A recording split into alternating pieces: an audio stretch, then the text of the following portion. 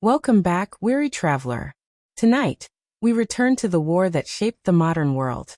But this time, we venture deeper into the shadows of history, seeking the stories that are often overlooked, the details that slip between the pages of textbooks, the quiet moments that reveal the human heart of this terrible conflict. This is World War I, the untold stories. You may know about the trenches and the treaties, the battles and the generals. But do you know about the animals that served alongside soldiers? The women who flew airplanes? The artists who painted in the mud? The secret codes and the silent heroes? The strange truces and the unexpected kindnesses? The Great War was not just a clash of armies. It was millions of individual stories. Stories of courage and cowardice, of love and loss, of invention and destruction, of humanity at its worst and sometimes at its best. Let these forgotten tales carry you gently toward sleep. There is nothing you need to remember, no test to prepare for. Simply close your eyes and let the whispers of history grow softer until they fade into peaceful dreams. Here are 99 more facts about World War I, told slowly, softly, to help you drift away. Let us begin. Fact 1. The war had many names. Before it became known as World War I, the conflict went by many different names. At the time, people called it simply the war, as if there could be no other. In Britain and the Commonwealth, it was the Great War, a name that captured its unprecedented scale without yet knowing that an even greater war would follow. The French called it La Grande Guerre. Germans spoke of Der Großkrieg. Each nation had its own way of describing the catastrophe that had engulfed them. Some called it the war to end all wars, expressing the desperate hope that such slaughter would never be repeated. American President Woodrow Wilson used this phrase, believing that the peace settlement would create a world order that made future wars impossible. History would prove him tragically wrong. Others called it the World War, recognizing that fighting had spread across continents. This name anticipated the numbering system we use today, though no one in 1918 imagined there would be a need for World War II. The term World War I only became common after 1939, when a second global conflict made it necessary to distinguish between the two. Until then, calling it the Great War seemed sufficient. The many names reflect how people struggled to comprehend what had happened. No existing word seemed adequate for a war that killed millions and destroyed empires. Each name captured part of the truth, none captured all of it. Fact 2. 11 nations declared war in the first month. The speed at which the war expanded in August 1914 was breathtaking. On July 28, Austria-Hungary declared war on Serbia, the first domino to fall. Within a week, the major powers of Europe had chosen sides and begun fighting. By the end of August, 11 nations had formally declared war. The sequence unfolded with terrifying momentum. Russia mobilized to support Serbia. Germany declared war on Russia on August 1, then on France on August 3. Germany invaded Belgium on August 4, bringing Britain into the war. Austria-Hungary declared war on Russia on August 6. Montenegro and Serbia declared war on Germany. France declared war on Austria-Hungary. Japan, honoring its alliance with Britain, declared war on Germany on August 23, seeking to seize German colonies in Asia and the Pacific. This made the conflict truly global within its first month. Each declaration triggered mobilization plans that had been prepared years in advance. Millions of men reported to their units. Trains loaded with troops and equipment rolled toward the frontiers. The machinery of war, once started, proved almost impossible to stop. Diplomats who had spent careers preventing conflicts found themselves helpless.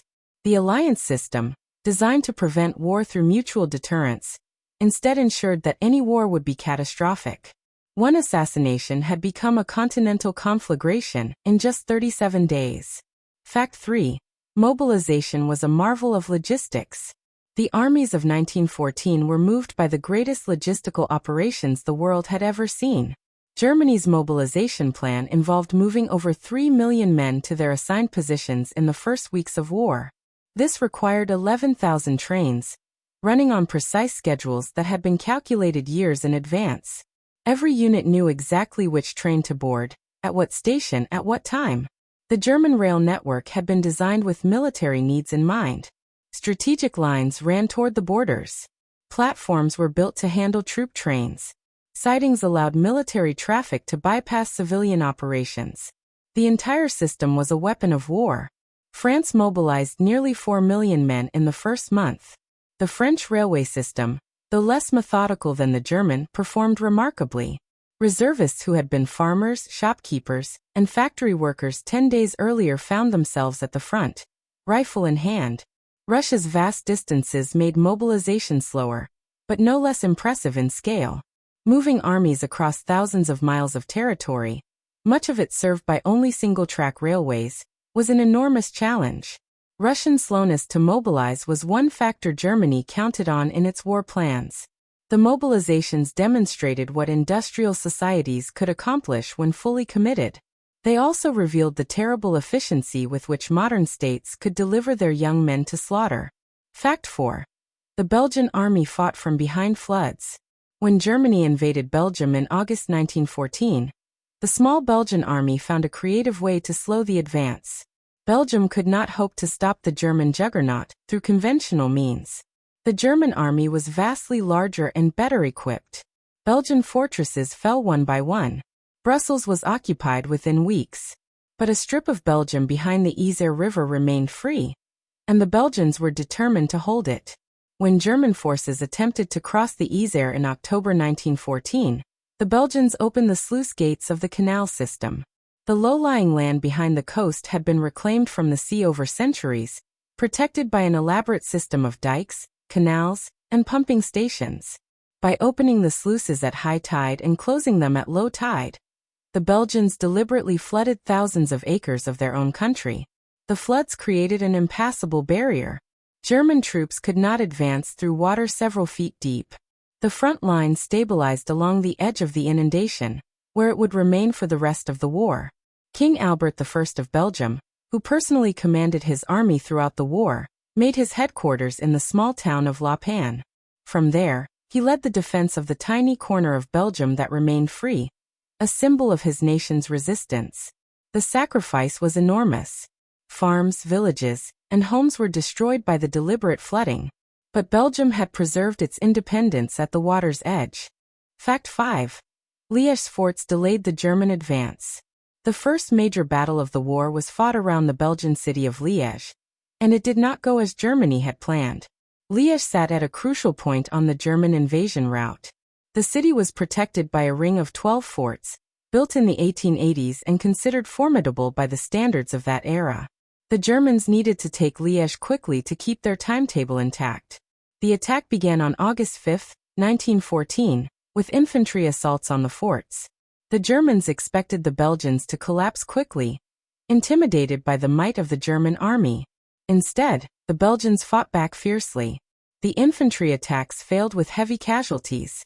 The fort's guns swept the approaches with devastating fire. German commanders were shocked by the resistance. Their careful plans began to unravel. Germany brought up its secret weapon: massive siege howitzers capable of destroying the strongest fortifications. The largest, the Big Bertha, fired shells weighing over a ton. These monsters smashed the concrete forts one by one. By August 16, all the forts had fallen. But the siege had taken 11 days longer than planned. Those 11 days allowed France and Britain more time to prepare. The delay may have been decisive. The Schlieffen Plan depended on speed, and Liège had stolen precious time. The defense of Liège became a symbol of Belgian courage. It also demonstrated that the war would not be the quick, easy victory that many had expected. Fact 6. The taxis of Paris went to war. In September 1914, Paris faced its darkest hour, and salvation came on 4 wheels. The German army was approaching the French capital. The government had fled to Bordeaux. Parisians could hear the guns in the distance.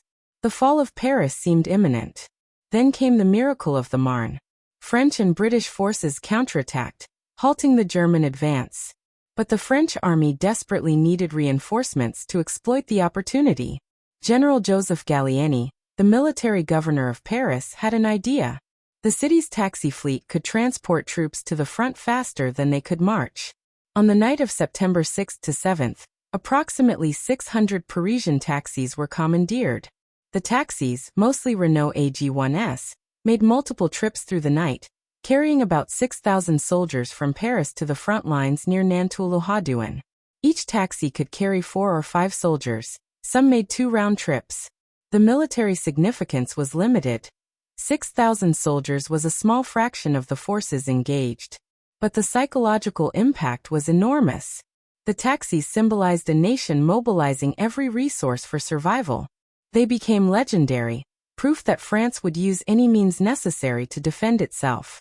Many of the taxi drivers refused payment, considering it their patriotic duty. The taxis of the Marne became one of the war's most enduring images. Ordinary civilian vehicles pressed into extraordinary service. Fact 7. France lost more men in the first month than America lost in the entire war. The opening weeks of World War I were catastrophically bloody for France. French military doctrine in 1914 emphasized the offensive spirit, elan, and the power of the bayonet charge. French soldiers went to war wearing bright red trousers, their regiments carrying flags into battle as they had in the Napoleonic era. They advanced into German machine guns and artillery. In the Battle of the Frontiers, fought along the French-German border in August 1914, French armies attacked according to their pre-war Plan 17. They were slaughtered. The single bloodiest day in French military history was August 22, 1914, when an estimated 27,000 French soldiers died.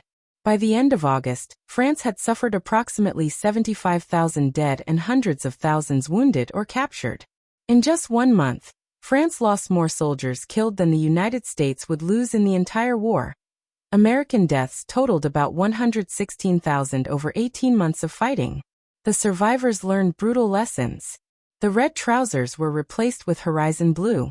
Tactics evolved to emphasize cover and firepower rather than headlong charges. But the French army would never fully recover from the hemorrhage of August 1914. An entire generation of French military and political leaders would be shaped by these losses. The caution that characterized French strategy in later years grew from the trauma of those first terrible weeks. Fact 8. Soldiers decorated their trenches. In the midst of horror, soldiers found ways to make their trenches feel like home. The trenches were designed for survival, not comfort. But human beings need more than mere survival. Given time, soldiers transformed their temporary positions into something more livable. Dugouts were excavated into trench walls, providing shelter from weather and shrapnel. These underground rooms were furnished with whatever could be scrounged: chairs from ruined houses, tables knocked together from ammunition boxes, beds made from wire netting and sandbags. Walls were decorated with pictures cut from magazines, postcards from home, and photographs of loved ones. Some soldiers hung curtains over dugout entrances. Others cultivated small gardens in shell craters, growing flowers amid the destruction. Names and signs appeared everywhere. Trenches were named after London streets, French villages, or private jokes. Signs pointed the way to headquarters, latrines, and communication trenches. Graffiti expressed opinions about the war, the enemy, and the generals. Religious symbols were common. Crucifixes marked graves. Small shrines were built in niches. Men who had rarely thought about religion before the war found comfort in its rituals and symbols. These decorations served psychological purposes beyond mere aesthetics. They imposed human order on chaos. They created a sense of ownership and belonging. They reminded soldiers that even in hell, they remained human beings. Fact 9. Periscopes became essential. Looking over the top of a trench was a death sentence. Soldiers needed another way to see. Snipers on both sides watched constantly for any head appearing above the parapet. A moment's carelessness could mean a bullet through the brain. Men learned to keep their heads down at all times during daylight. The solution was the trench periscope. Using 2 mirrors mounted at angles in a tube, a soldier could observe no man's land while keeping his head safely below the parapet. The technology was simple. The same principle used in submarine periscopes, but it saved countless lives. Military-issue periscopes were distributed in large numbers. Soldiers also improvised their own from mirrors salvaged from abandoned houses, bits of wood, and ingenuity. Some versions could be extended to provide a better view. Others were compact enough to carry in a pocket. Officers used more sophisticated instruments. Trench binoculars combined magnification with periscopic viewing. Artillery observers used elaborate periscopes to spot targets and adjust fire. Snipers employed periscopic rifle sights. The periscope became as essential as the rifle or the helmet. Without it, soldiers would be blind to what was happening mere yards away. It represented the war's strange combination of advanced technology and primitive conditions. Sophisticated optics used by men living in mud. Fact 10. The Underground War. Beneath the trenches, another war was being fought in darkness. Military mining had been practiced since ancient times, but World War I saw it reach unprecedented scale. Both sides dug tunnels under enemy positions, packed them with explosives, and detonated them with devastating effect. The work was terrifying. Miners worked in cramped tunnels, sometimes just 3 feet high, digging by candlelight in constant danger of collapse. They listened for sounds of enemy countermining, the tap of picks, the creak of timber supports. If enemy tunnels intersected their own, hand-to-hand combat might erupt in the darkness. The explosions were apocalyptic. The mines detonated at the Battle of Messines in June 1917 contained over 900,000 pounds of explosives in 19 tunnels. The blast was heard in London, 140 miles away. An estimated 10,000 German soldiers died instantly. The psychological effect was perhaps even greater than the physical destruction. Soldiers never knew when the ground beneath them might erupt. The constant threat of mines added another layer of terror to trench warfare. Specialized mining units were recruited from civilian miners, men who knew how to work underground, how to shore up tunnels, how to listen for danger. These men fought a war that most soldiers never saw, in conditions that most could barely imagine. Fact 11. Tunnelers listened with stethoscopes. The underground war required detecting enemy miners before they could strike. Sound was the primary means of detection. In the silence underground, the noise of digging carried through the earth. A skilled listener could estimate how far away enemy miners were working and in what direction. At first, listeners simply pressed their ears against the tunnel walls or floor. This crude method was soon supplemented by technology. Stethoscopes, borrowed from medicine, amplified faint sounds. Geophones, sensitive listening devices, were developed specifically for mining warfare. Listeners sat in absolute silence, often for hours at a time, straining to detect the telltale tapping of enemy picks. The work required intense concentration and steady nerves. A moment's inattention might mean death for an entire unit. When enemy tunnels were detected, countermeasures followed. Defensive tunnels might be dug to intercept the enemy. Small charges called camouflages could be detonated to collapse enemy workings. Underground combat teams waited to fight if tunnels broke through. The listeners became specialized soldiers, trained in acoustic detection and geological interpretation. Their reports determined where countermining efforts were directed and when evacuations were ordered. The underground war was a war of patience and vigilance, fought in darkness by men whose enemies were often just feet away, separated only by earth and stone. Fact 12. The war saw the first flame attacks. Fire had been used in warfare for millennia, but World War I introduced a terrifying new weapon, the modern flamethrower. The German army first used flamethrowers in combat on February 26, 1915, against French positions in the Malincourt forest. The weapons sprayed burning fuel over distances of up to 20 yards, incinerating everything in their path. The psychological effect was devastating. Soldiers who could endure artillery and machine gun fire broke and ran when faced with streams of liquid fire. The flames could reach into trenches, around corners, and into bunkers where bullets could not penetrate. The weapons had severe limitations. They were heavy and awkward to carry. Their range was short. Their fuel supply lasted only seconds. Most dangerous of all, a flamethrower made its operator a priority target. Enemy soldiers would concentrate fire on the terrifying figure with the burning spray. Flamethrower operators had extremely high casualty rates. If their fuel tanks were hit by bullets, they exploded, immolating the operator. Many operators were shot before they could get close enough to use their weapons. Despite these drawbacks, flamethrowers remained in use throughout the war. They were particularly effective in clearing bunkers and fortified positions. The terror they inspired was itself a weapon. Fact 13. Steel helmets save countless lives. The iconic helmets of World War I were not used from the beginning. They had to be invented. When war began in 1914, most soldiers wore cloth or leather caps that provided no protection against shrapnel or bullets. The result was a catastrophic number of head wounds. Soldiers who survived shell blasts often died from shrapnel fragments that a metal helmet might have stopped. France was first to respond. The Adrien helmet, named after its designer Auguste Louis Adrien, was introduced in 1915. It was made of mild steel and featured a distinctive crest along the top that deflected blows. Britain followed with the Brodie helmet, a simple bowl-shaped design that could be mass-produced quickly. Its wide brim provided good protection against shrapnel falling from above, the most common threat in trench warfare. Germany developed the Stahlhelm, arguably the most effective design. Its distinctive shape, with a flared skirt protecting the neck and temples, offered superior coverage. The Stahlhelm design influenced military helmets for decades. Statistics proved the helmet's value. Head wound mortality dropped dramatically after their introduction.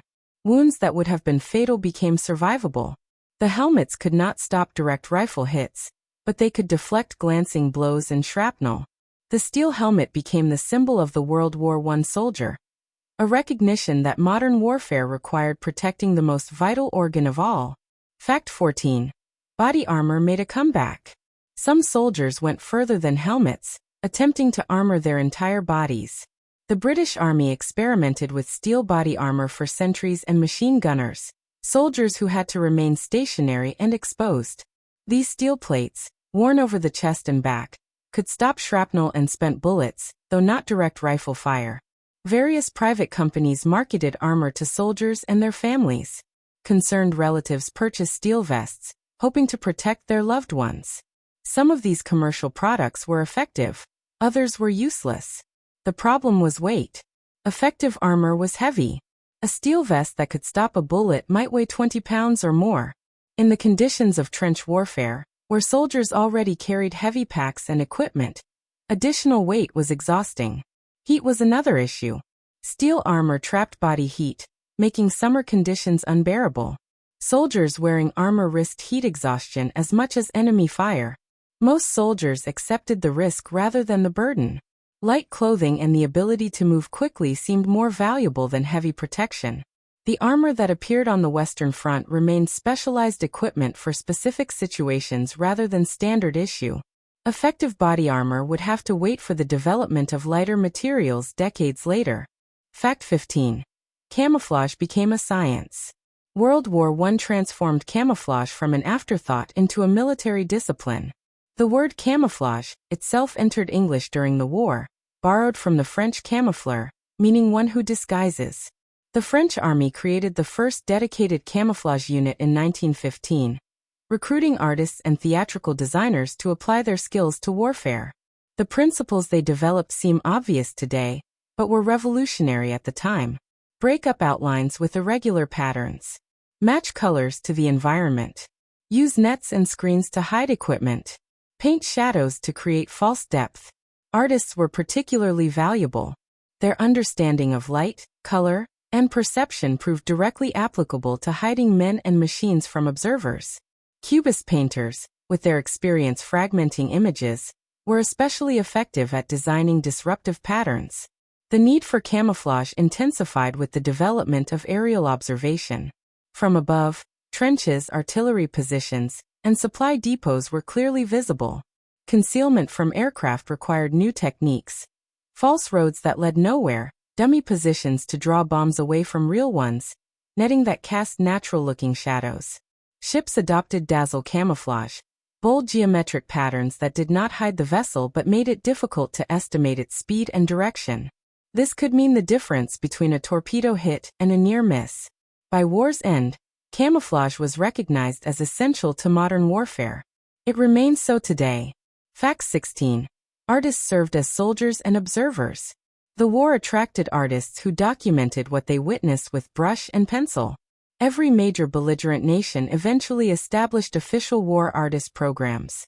These artists were given access to the front lines, sometimes serving as soldiers themselves, with the mission of creating a visual record of the conflict.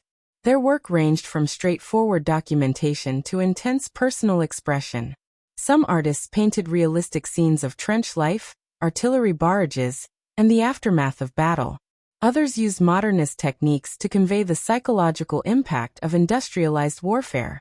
John Singer Sargent's massive painting Gassed depicted a line of blinded soldiers being led away from the front. Paul Nash's landscapes showed the Western Front as a hellscape of blasted trees and churned earth. Otto Dix's unflinching images documented the physical and psychological wounds of war. The artists faced genuine danger. Several were killed or wounded. They worked in conditions that would challenge any creative endeavor. Cold, wet, exhausted, surrounded by death. Yet they produced work that still has the power to disturb and move viewers a century later. Their paintings and drawings complement the photographic record, offering perspectives that cameras could not capture. A photograph shows what happened. An artist's work can show what it felt like. Fact 17. War art included trench magazines. Soldiers created their own publications, filled with art, poetry, and dark humor. Trench magazines were amateur newspapers produced by and for soldiers at the front. They appeared in every army, in every sector, whenever men had access to printing equipment and enough leisure to create content. The most famous was the Wipers Times, published by British soldiers near Ypres, which they pronounced Wipers. Using an abandoned printing press found in the ruins of the town, the editorial team produced issues throughout 1916 to 1918. The content was irreverent and satirical. Fake advertisements mocked military bureaucracy. Parody news stories lampooned official communiques. Poetry ranged from the heartfelt to the absurd. The humor was dark but never cruel. The targets were the war and its absurdities, not individual soldiers. Similar publications appeared in French, German, and other armies. Each reflected the particular culture and concerns of its creators, but all shared a common purpose: maintaining morale through laughter. These magazines provide invaluable historical sources. They capture the authentic voice of ordinary soldiers, unfiltered by official censorship or post-war revision. They show how men coped with unimaginable conditions through creativity and humor. Fact 18. The war produced great photographers. Photography was revolutionized by the war, though much of the best work remained unpublished for years. Official military photographers worked under severe restrictions. Images of dead soldiers, graphic wounds, or anything that might damage morale were typically censored. The photographs that appeared in newspapers showed sanitized versions of the war. But photographers captured far more than was published. Frank Hurley, an Australian photographer, created haunting images of the Western Front that combined artistic composition with documentary intent. His composite images, created by combining multiple negatives, were controversial but powerful. German photographer Ernst Friedrich collected images of disfigured soldiers and war atrocities, publishing them in his anti-war book, War Against War, in 1924. These images had been suppressed during the conflict, but found an audience in the disillusioned post-war years. Technical limitations shaped what could be photographed. Cameras were bulky and required time to set up. Action shots were difficult. Most images showed before or after, not during. The formal posed photographs that predominate in the historical record reflect technological constraints as much as artistic choice. Motion picture cameras also documented the war. Some footage was staged for propaganda purposes. Other sequences captured genuine action. The Battle of the Somme, filmed in 1916, became one of the first documentary films and was seen by millions. Fact 19. Letters were a lifeline. In an age before instant communication, letters carried enormous emotional weight. Soldiers wrote home whenever they could, scribbling on whatever paper was available by candlelight in dugouts or during quiet moments behind the lines. Their letters were often the only contact families had with their loved ones for months at a time. The content of letters was constrained by censorship. Soldiers could not reveal their location, unit strength, or upcoming operations. Many developed codes with their families. A certain phrase might indicate they were in a particular sector, or that they expected heavy fighting. What soldiers could write about was daily life: the food, the weather, the discomforts, the small pleasures. They asked about events at home, assured their families they were well, and expressed the love they might not have spoken in peacetime. Families wrote back with news from home, births, deaths, marriages, the progress of crops, the doings of neighbors. These letters from home were treasured, read and reread until they fell apart, carried into battle as talismans. The postal system that delivered these letters was an enormous operation. Millions of letters and parcels moved between the front and home every week. Postal workers sorted mail by unit, then delivered it forward through communication trenches and supply lines. The arrival of mail was one of the highlights of trench life. A letter from home could sustain a soldier through days of misery. Fact 20. Parcels brought comfort. Families sent packages filled with items their soldiers could not get at the front. Food was the most common content. Home-baked goods, preserved meats, cheese, chocolate. Anything that might supplement the monotonous military rations. Some items survived the journey well, others arrived moldy or crushed. Clothing and personal items were also popular. Warm socks, which wore out quickly in trench conditions, were in constant demand. Tobacco and cigarettes were essential for many soldiers. Books, magazines, and playing cards helped pass long hours of waiting. Organizations sprang up to send parcels to soldiers who had no families or whose families could not afford to send packages. Churches, women's groups, and charitable societies assembled comfort packages for distribution at the front. The German army, cut off by blockade from many imports, faced increasing shortages as the war progressed. Parcels from home reflected civilian hardships. The treats that families sent in 1914 became impossible to obtain by 1917. The ritual of receiving and opening parcels was a moment of connection with home. A package represented someone who cared, someone who had thought about the soldier and taken time to gather and send items that might bring comfort. Fact 21. Newspapers were read avidly. Despite their often misleading content, newspapers were eagerly consumed by soldiers and civilians alike. Newspapers reached the front lines, though often days or weeks late. Soldiers read them hungrily, seeking news of other sectors, the broader progress of the war, and events at home. The papers provided connection to a world beyond the trenches. Soldiers were often skeptical of what they read. They knew from personal experience that newspaper accounts of battles bore little resemblance to reality. The cheerful optimism of editorials seemed absurd to men living in mud and facing death daily. Yet the papers were still valued. Even unreliable news was better than no news. The comics, sports results, and human interest stories provided escape from the war. Advertisements reminded soldiers of peacetime pleasures they hoped to enjoy again. Trench newspapers often parodied the mainstream press. The Wipers Times included fake reports that mocked the pompous style of official war correspondence. These parodies were a way of processing the disconnect between public narratives and private experience.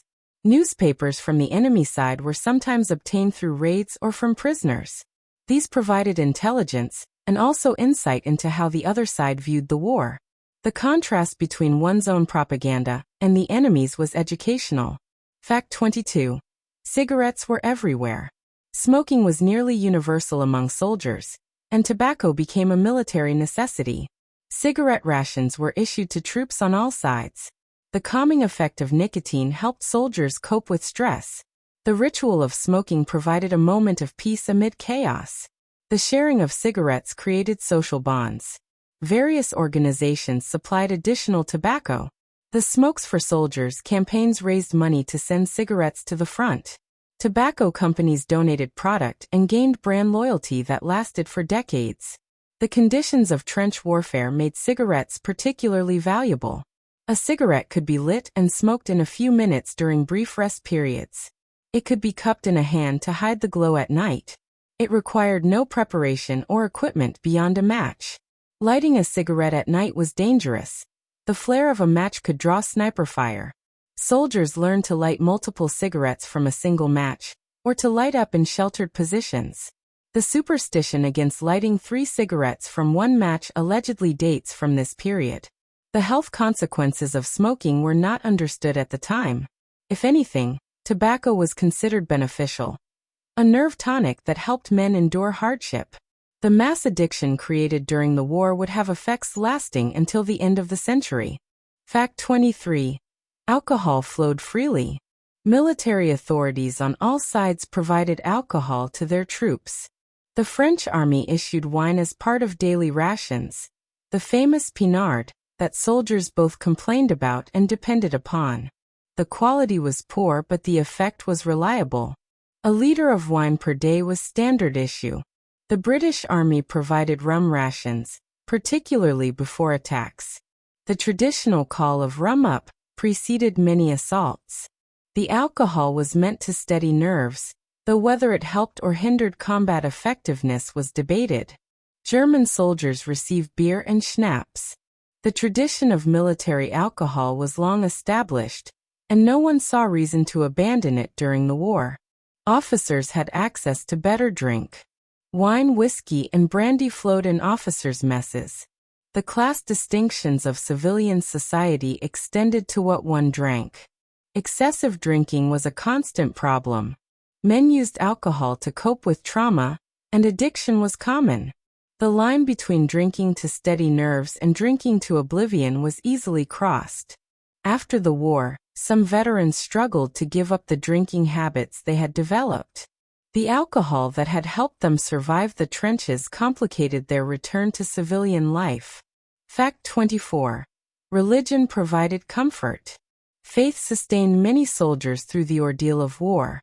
Chaplains served in all armies, providing religious services, counseling, and spiritual support. They held services in barns, trenches, and open fields. They administered last rites to the dying. They wrote to families of the dead. Many chaplains shared the dangers of the men they served. Some went over the top with attacking troops. Others worked in aid stations under fire. Several won medals for bravery. Many died in service. The soldiers themselves showed varied attitudes toward religion. Some found their faith strengthened by facing death. Others lost whatever belief they had brought to the war. Most fell somewhere in between, praying in moments of terror, questioning in moments of reflection. Religious observances continued even in the worst conditions. Christmas services were held in trenches. Easter was marked with whatever ceremonies could be managed. The rhythms of the religious calendar provided structure amid chaos. Fatalism blended with faith. "If it's got my name on it" was a common phrase, accepting that death would come if it was meant to, and survival if it was not. This resigned acceptance helped men function in conditions where rational calculation of risk was paralyzing. Fact 25. Soldiers adopted mascots. Animals became companions, symbols, and sources of comfort. Regiments adopted animals as mascots: dogs, cats, goats, even bears and lions. These animals traveled with their units, appeared in photographs, and provided emotional support to men far from home. Dogs were most common. Strays were adopted from ruined villages. Puppies were born in camps and raised by soldiers who had left their own pets behind. These dogs provided companionship, warning of gas attacks, and occasionally useful services like catching rats. Cats served as ratters and companions. A good mouser was valued in trenches infested with rodents. Cats also provided something to care for, a living creature that depended on its soldier protector. More exotic mascots included Winnipeg, a black bear cub purchased by a Canadian soldier in 1914. The bear traveled with the Canadian forces to England, where she was eventually donated to the London Zoo. She became the inspiration for Winnie the Pooh. These animals represented normalcy in abnormal circumstances. Caring for a pet gave soldiers something to focus on beyond survival. The relationships formed with mascots were genuine attachments that helped men maintain their humanity. Fact 26. Dogs served in official roles. Beyond mascots, dogs performed essential military functions. Messenger dogs carried communications when other means failed. Trained to run between specific handlers, they could deliver messages across terrain too dangerous for human runners. They presented small targets and moved quickly. Casualty dogs searched for wounded soldiers after battles. Wearing saddlebags with medical supplies, they located men who had fallen in shell craters or no man's land. They would return to handlers and lead stretcher bearers to the wounded. Sentry dogs warned of enemy approach. Their acute hearing and sense of smell detected threats before human guards. A dog's alert could mean the difference between successful defense and surprise attack. Ratting dogs hunted the vermin that infested trenches. Terriers were particularly effective, killing dozens of rats in a single night. These dogs improved sanitation and morale alike. The dogs faced the same dangers as their human companions. They were gassed, shelled, and shot. Many died in service. Those that survived often formed bonds with their handlers that lasted beyond the war. Military dog training programs became more sophisticated as the war progressed. The Germans were particularly advanced, training thousands of dogs for various roles. The success of war dogs established military canine programs that continue today. Fact 27. Pigeons delivered vital messages. The humble pigeon became one of the war's most reliable communication systems. Carrier pigeons had been used in warfare for centuries, but World War I saw their use reach unprecedented scale. Both sides maintained pigeon lofts and trained thousands of birds for message carrying. The principle was simple. Pigeons have an uncanny ability to find their way home over long distances. A soldier would carry a pigeon to the front, attach a message to its leg, and release it. The bird would fly back to its home loft, where handlers would retrieve the message. Pigeons had advantages over other communication methods. They could not be intercepted like radio signals. They did not require wires that could be cut by artillery. They could fly in conditions that grounded aircraft. The birds showed remarkable dedication. Cher Ami, an American pigeon, delivered a message that saved nearly 200 soldiers of the Lost Battalion, despite being shot through the breast. The pigeon arrived at its loft with the message still attached to a leg hanging by a tendon. Pigeon services were taken seriously. Special troops were trained in pigeon handling. Mobile lofts were constructed to move with advancing armies. Countermeasures included hawks trained to intercept enemy pigeons. Over 100,000 pigeons served in the war. Many received military decorations. Their contribution to victory was out of all proportion to their size. Fact 28. Horses died by the million. The war was catastrophic for horses, consuming them faster than they could be replaced. Approximately 8 million horses died during World War I. They were killed by artillery, poison gas, disease, exhaustion, and starvation. The toll on horses exceeded the toll on soldiers in some sectors. Horses remained essential despite the advent of motorized transport. They pulled artillery, carried supplies, served as mounts for cavalry and officers. The armies of 1914 to 1918 could not have functioned without them. But horses were desperately vulnerable to modern weapons.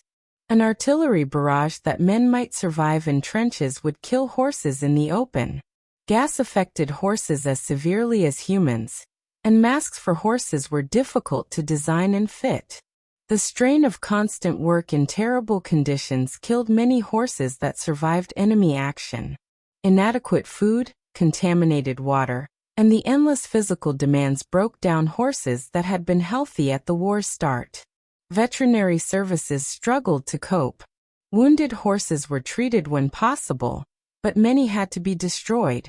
The decision to shoot a wounded horse was often agonizing for soldiers who had formed attachments to their animals. After the war, the surviving horses faced uncertain fates. Shipping them home was expensive. Many were sold locally or slaughtered. The disposal of war horses was one of the war's quieter tragedies. Fact 29. Mules were unsung heroes. Less glamorous than horses, mules performed essential work that kept armies functioning. Mules are the offspring of male donkeys and female horses.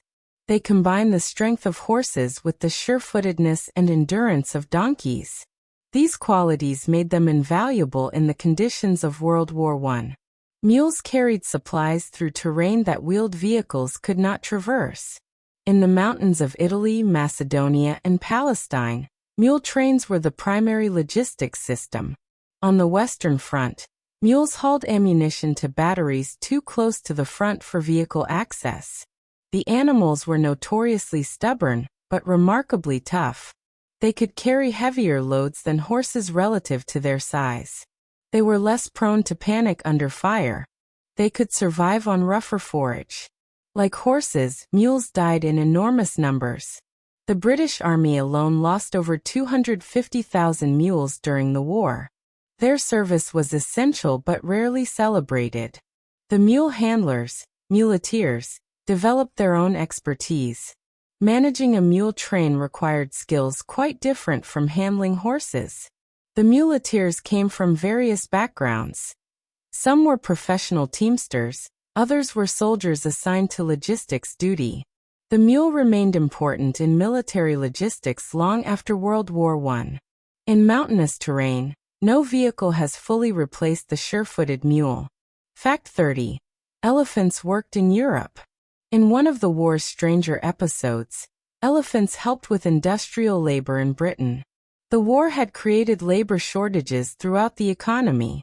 Men who had worked in factories, farms, and transport were now in uniform. Their places were filled by women, older men, and whatever other workers could be found. At the Sheffield Steel Works, the solution included elephants borrowed from traveling circuses. These powerful animals hauled heavy loads of timber and metal that would otherwise have required machinery that was itself in short supply. The elephants of Sheffield became minor celebrities. Photographs show them working alongside human laborers, hauling logs through industrial yards. The sight of Asian elephants in a British industrial city was incongruous, but somehow appropriate to a war that overturned all expectations. Similar improvisations occurred throughout the belligerent nations. Zoos contributed animals for various purposes. Circuses released their performers for war work. The desperation for labor and transport led to creative solutions that peacetime would never have considered. The Sheffield elephants were a minor footnote to the war, but they illustrated how completely the conflict disrupted normal life. Nothing was too strange if it helped the war effort. Fact 31. Camels served in the desert. In the Middle Eastern campaigns, camels provided transportation that no other animal could match. The British Imperial Camel Corps was formed in 1916 for operations in Egypt, Palestine, and the Sinai. At its peak, the Corps included over 4,000 camels carrying soldiers across desert terrain. Camels could travel long distances with minimal water, essential in desert warfare. They could carry heavy loads over sand that would exhaust horses. Their endurance in extreme heat exceeded any other available transport. But camels were difficult to work with. They were bad-tempered, prone to biting, and made noises that could alert enemies to an approaching force. Soldiers unfamiliar with camels found them frustrating and sometimes dangerous. The Corps included soldiers from Australia, New Zealand, Britain, and India. These men learned to handle their contrary mounts and conducted operations that would have been impossible with any other transport. Lawrence of Arabia's campaigns relied heavily on camel-mounted forces. His Arab allies were expert camel riders, and Lawrence himself became proficient. The attacks on Turkish supply lines that helped win the Desert War were conducted from camelback. After the war, the Camel Corps was disbanded. Motorized transport would eventually replace animal power in desert warfare. But in 1914 to 1918, the camel remained indispensable. Fact 32. Donkeys carried the wounded. At Gallipoli, a man and his donkey became legendary for saving lives. John Simpson Kirkpatrick was an English-born Australian who served as a stretcher-bearer at Gallipoli in 1915. Shortly after landing, He found a donkey wandering the peninsula and adopted it as his partner in rescue work. For 24 days, Simpson and his donkey, named Duffy, Abdul, or Murphy in various accounts, made constant trips from the front lines to the beach. Simpson would load a wounded soldier onto the donkey and lead it back through terrain too steep and exposed for conventional stretcher bearing. The route was dangerous. Turkish snipers and shrapnel threatened every trip. Simpson walked calmly through the fire, whistling and encouraging his donkey forward. His apparent fearlessness inspired those who witnessed it. On May 19, 1915, Simpson was killed by machine gun fire. He was 22 years old. The donkey survived but was lost in the evacuation of Gallipoli. Simpson became one of Australia's most beloved heroes, the subject of monuments, stories, and ongoing commemoration. His example embodied qualities that Australians valued: courage, resourcefulness, and care for mates. The image of a man leading a donkey carrying wounded soldiers became iconic, a symbol of compassion amid carnage. Fact 33. Women served closer to combat than ever before. World War I brought women into military roles that would have been unthinkable a generation earlier. Nursing was the most visible role. Tens of thousands of women served as nurses in military hospitals, some very close to the front lines. They saw wounds and suffering that changed them forever. Many displayed courage under fire that matched any soldiers.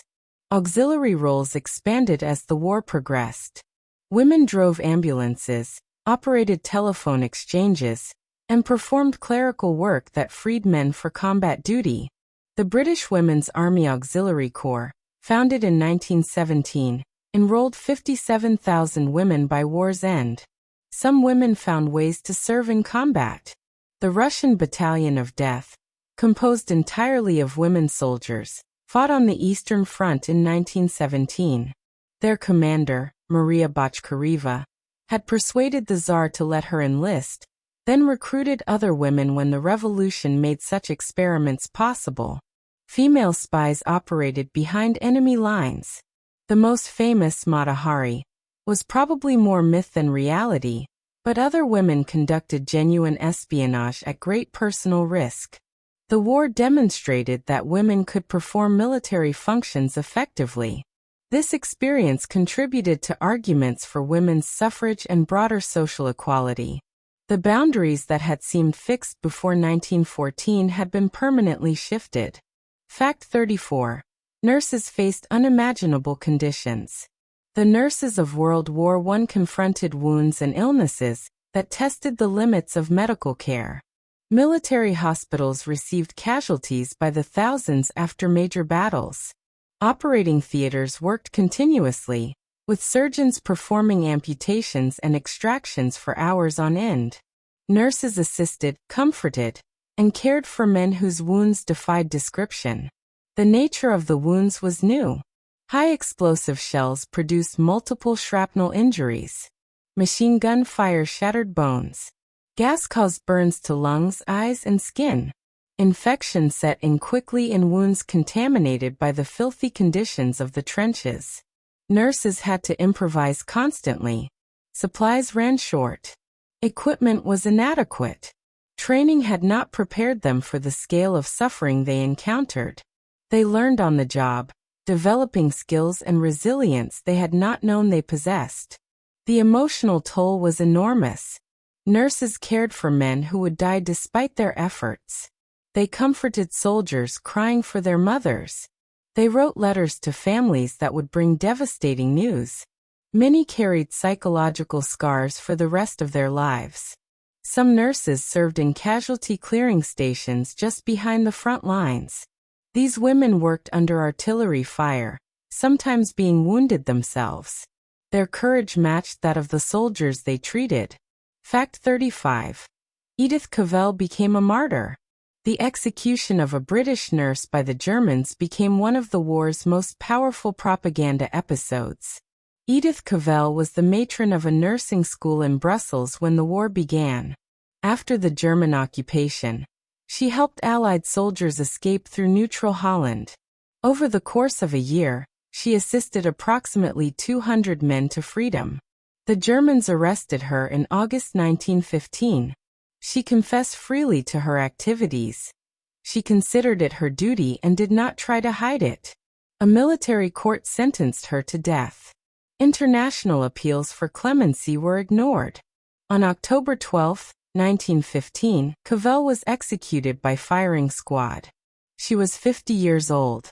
The execution outraged public opinion in Allied and neutral countries. Germany had shot a woman for what seemed like humanitarian work. The fact that she had technically committed espionage under military law seemed irrelevant to her supporters.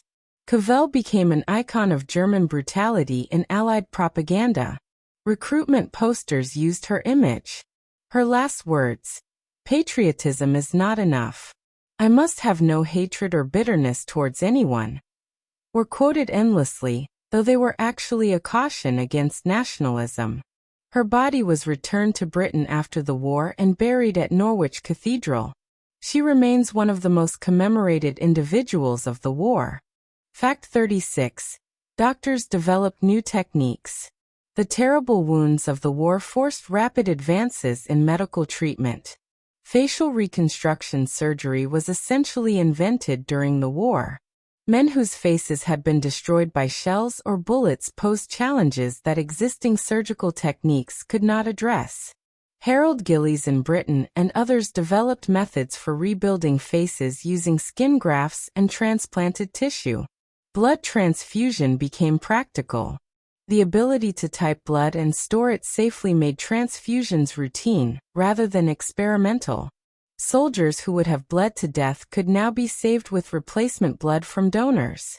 X-ray machines were deployed to field hospitals, allowing surgeons to locate shrapnel and bullets before operating. Marie Curie personally drove mobile X-ray units to the front, exposing herself to radiation that probably contributed to her later illness. The treatment of shock, the physical collapse that follows severe trauma, improved significantly. Doctors learned the importance of warmth, fluids, and keeping patients flat. These simple measures saved many lives. Infection remained the greatest challenge. Antiseptic techniques helped, but the contaminated wounds of trench warfare often defied treatment. The discovery of penicillin would come too late to help World War I soldiers. Fact 37. The Thomas splint saved limbs. One simple device dramatically reduced deaths from leg fractures. Before the Thomas splint was widely adopted, a fractured femur, the large bone of the thigh, was often fatal. The mortality rate for this injury was approximately 80%. Soldiers bled to death internally, died of shock, or succumbed to infection after amputation. The Thomas splint, invented in the 1860s by Hugh Owen Thomas, immobilized the leg in a metal frame with traction provided by a padded ring against the groin. This prevented further damage to blood vessels and tissue from the broken bone ends. British military surgeon Robert Jones championed the splints used during the war. By 1916, it was standard equipment for treating thigh wounds. The results were dramatic. Mortality from femur fractures dropped from 80% to less than 20%. The splint was simple to apply even in battlefield conditions. Stretcher bearers were trained in its use. Wounded soldiers could be immobilized quickly and transported to hospitals for definitive treatment. This was not glamorous medicine. No surgical heroics, no dramatic interventions. Just a metal frame that kept broken bones in place. But the lives it saved numbered in the thousands.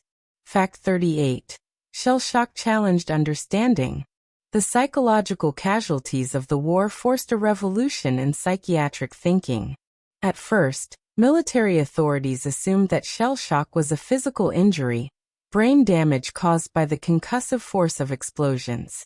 This explained why men who had been near shells sometimes became paralyzed, blind, or mute despite having no visible wounds. But it soon became clear that many shell shock victims had never been close to an explosion. Their symptoms, tremors, nightmares, paralysis, inability to speak, resulted from psychological trauma rather than physical damage. This posed a challenge. If shell shock was just psychological, was it really an injury? Or was it cowardice, malingering, a failure of character? Military authorities struggled with these questions, often settling on answers that blamed the victims. Treatment varied widely. Some doctors tried rest and reassurance. Others used harsh measures, electric shocks, isolation, shaming, intended to make remaining ill worse than returning to duty. The effectiveness of these approaches was as varied as the methods themselves. The debate over shell shock continued long after the war. Its legacy shaped how later generations understood combat trauma. The recognition that war could wound minds as well as bodies was one of the conflict's lasting lessons. Fact 39. Facial reconstruction emerged. The war created unprecedented demand for reconstructive surgery. Soldiers whose faces had been destroyed presented unique challenges. They could not eat normally. They could not breathe properly. They could not return to society without causing distress to others and themselves. Traditional surgery had no answers. Harold Gillies, a New Zealand-born surgeon working in Britain, pioneered techniques to rebuild damaged faces. His hospital at Sidcup treated thousands of patients with disfiguring injuries, developing methods that formed the foundation of modern plastic surgery. The work was painstaking. Multiple operations, spaced months apart, gradually rebuilt faces from surviving tissue, skin grafts, and prosthetics.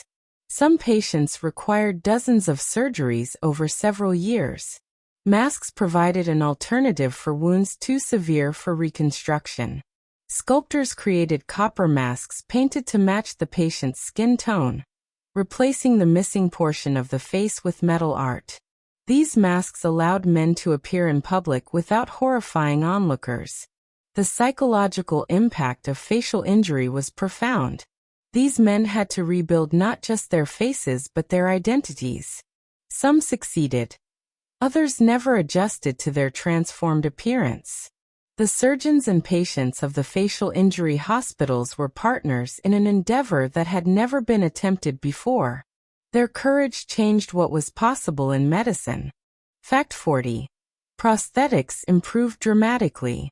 The flood of amputees drove advances in artificial limbs. The war produced hundreds of thousands of amputees, men who had lost arms, legs, or both to shells, bullets, and surgical necessity. They needed prosthetics to function, and the devices available in 1914 were crude by any standard. Improvements came quickly.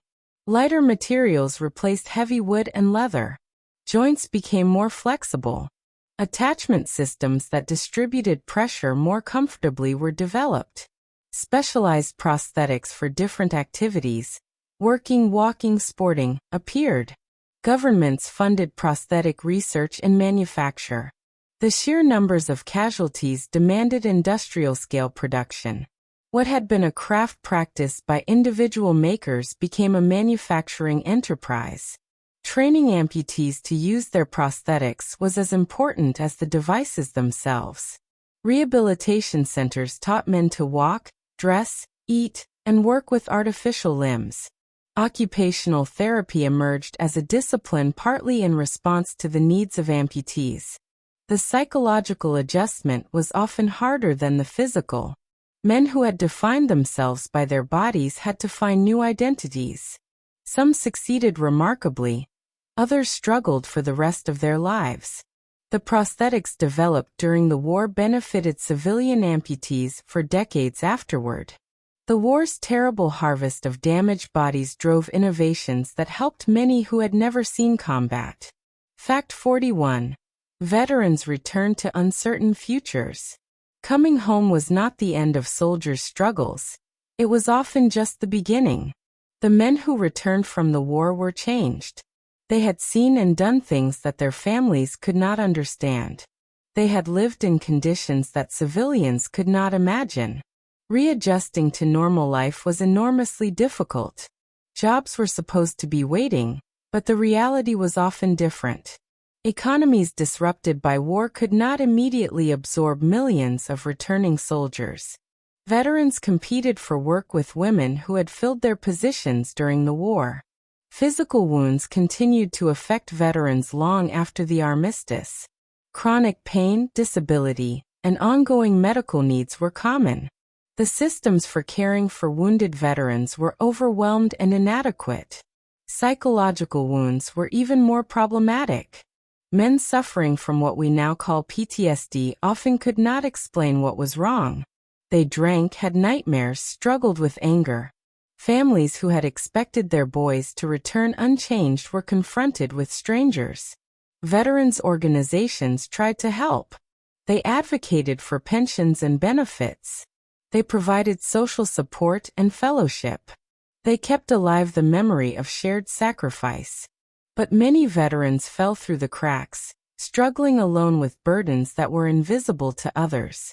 Fact 42. Plastic surgery got its name. The word plastic, in plastic surgery, does not refer to synthetic materials.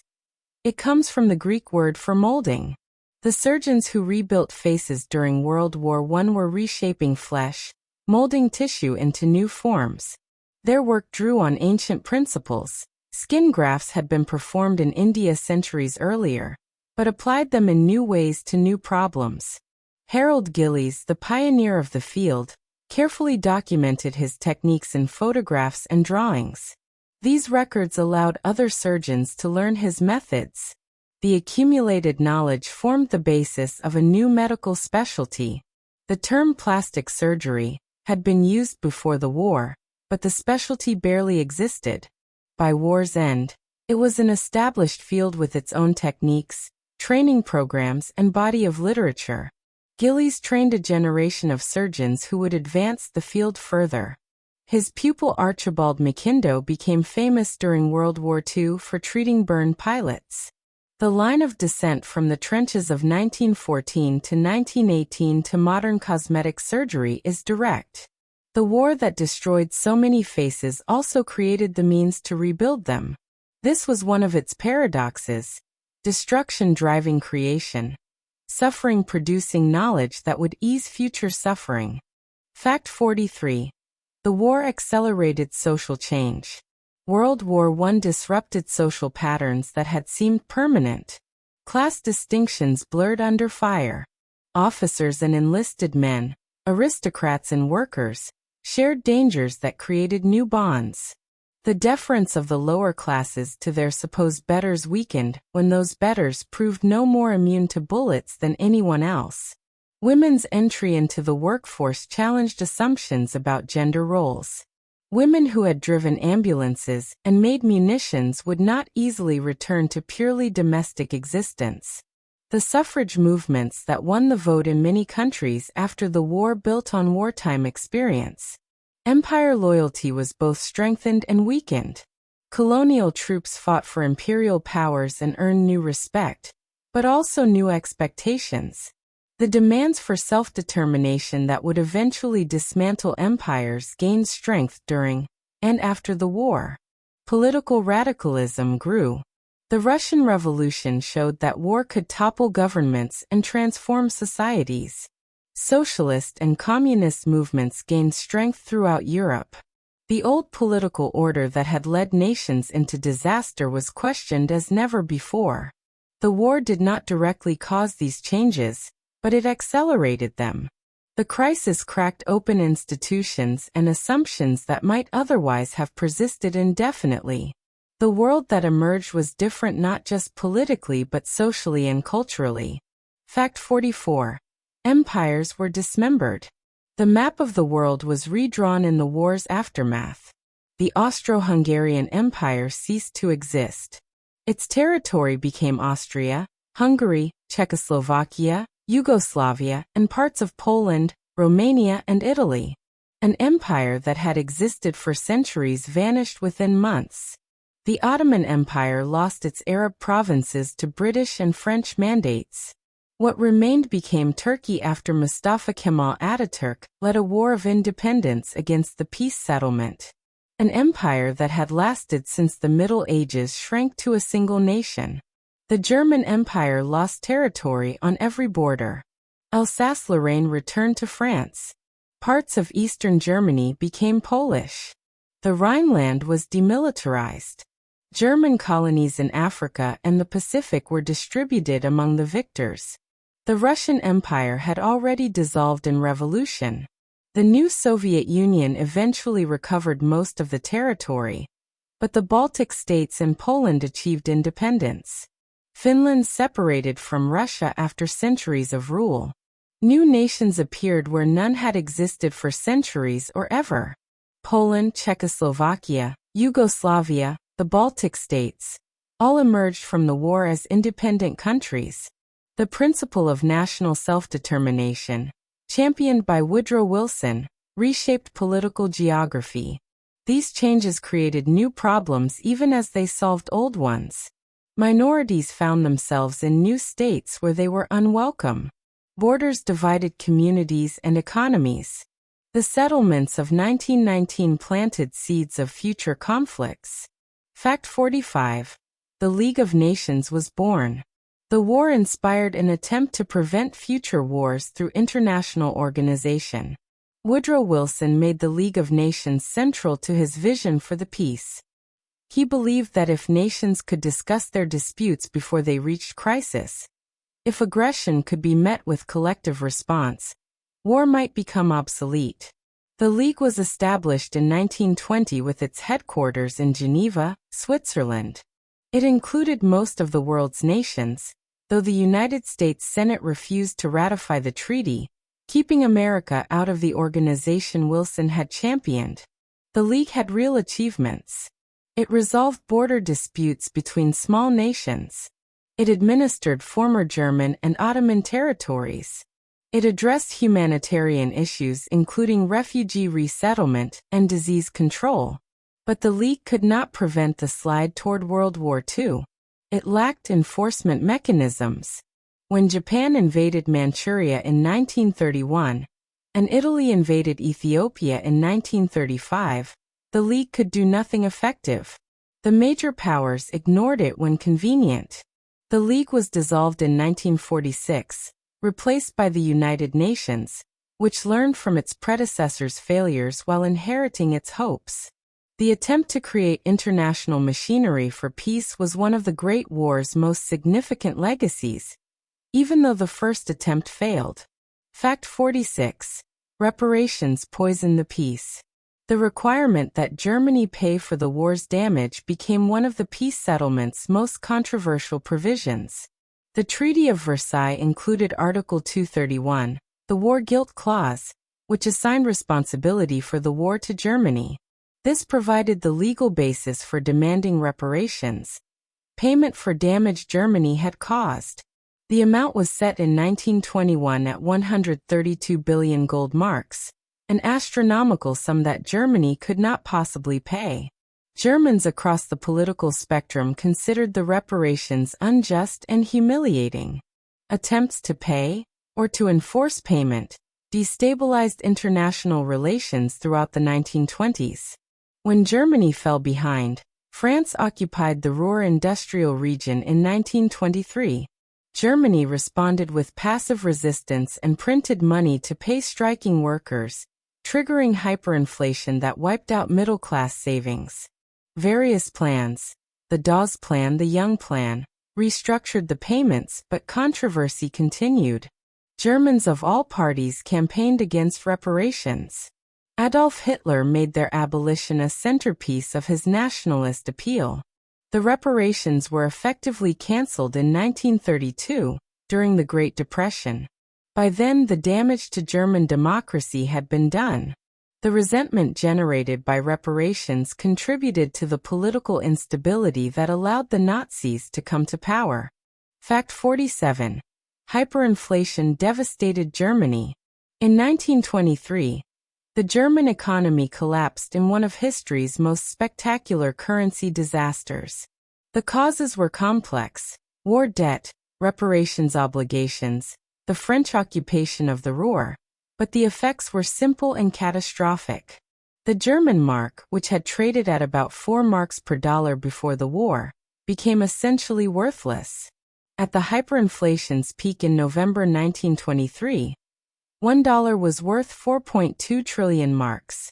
Prices doubled every few days.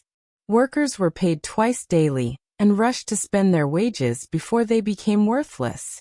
Wheelbarrows of cash were needed to buy a loaf of bread. Savings vanished overnight. People who had accumulated wealth through lifetimes of work found themselves penniless. The middle class, the backbone of any stable society, was devastated. The psychological impact exceeded even the economic damage. Germans who had played by the rules, worked hard, saved money, trusted their institutions, had been ruined through no fault of their own. Faith in the existing order collapsed. The crisis was eventually resolved through currency reform. The old marks were exchanged for new Rentenmarks at a ratio of 1 trillion to 1. The economy stabilized, but the trauma lingered. The memory of hyperinflation shaped German politics for generations. Fact 48. Veterans shaped politics. Millions of men who had served in the war became a powerful political force in its aftermath. Veterans organizations formed in every belligerent nation. Some focused on welfare and commemoration. Others became explicitly political. The experience of military service created bonds that transcended peacetime political divisions. In Germany, veterans groups became incubators for nationalist movements. The Stahlhelm Steel Helmet organization mobilized veterans against the Weimar Republic. Many early Nazis were war veterans who transferred military camaraderie to political activism. In Italy, veterans contributed to the fascist movement. Mussolini himself was a wounded veteran who exploited military imagery and appeals to patriotic sacrifice. The march on Rome that brought him to power was led by men in military-style uniforms. In France and Britain, veterans' organizations were generally more moderate. They advocated for pensions and benefits, maintained memories of the fallen, and supported efforts to prevent future wars. The phrase "never again" resonated deeply with men who had experienced the trenches. The political influence of veterans gradually waned as the generation aged. But for 2 decades after the armistice, no politician could ignore the millions of men whose shared experience gave them common interests and, often, common resentments. Fact 49. Unknown soldiers were commemorated. The tradition of honoring an unidentified soldier as a representative of all who died began after World War I. The idea emerged from the problem of missing soldiers. Thousands of bodies were never recovered or identified. Families had no graves to visit, no certainty about their loved ones' fates. The unknown soldier provided a symbolic focus for mourning. Britain and France held their ceremonies on the same day. November 11, 1920, the second anniversary of the armistice. In London, the unknown warrior was buried in Westminster Abbey. In Paris, an unknown soldier was interred beneath the Arc de Triomphe. The selection process was carefully designed to ensure the remains truly represented the anonymous masses who had died. Multiple bodies were exhumed. One was chosen at random. The identity could never be known. The soldier belonged to everyone. Similar tombs were established in other countries. The United States interred its unknown soldier at Arlington Cemetery in 1921. Italy, Belgium, Portugal, and many others followed.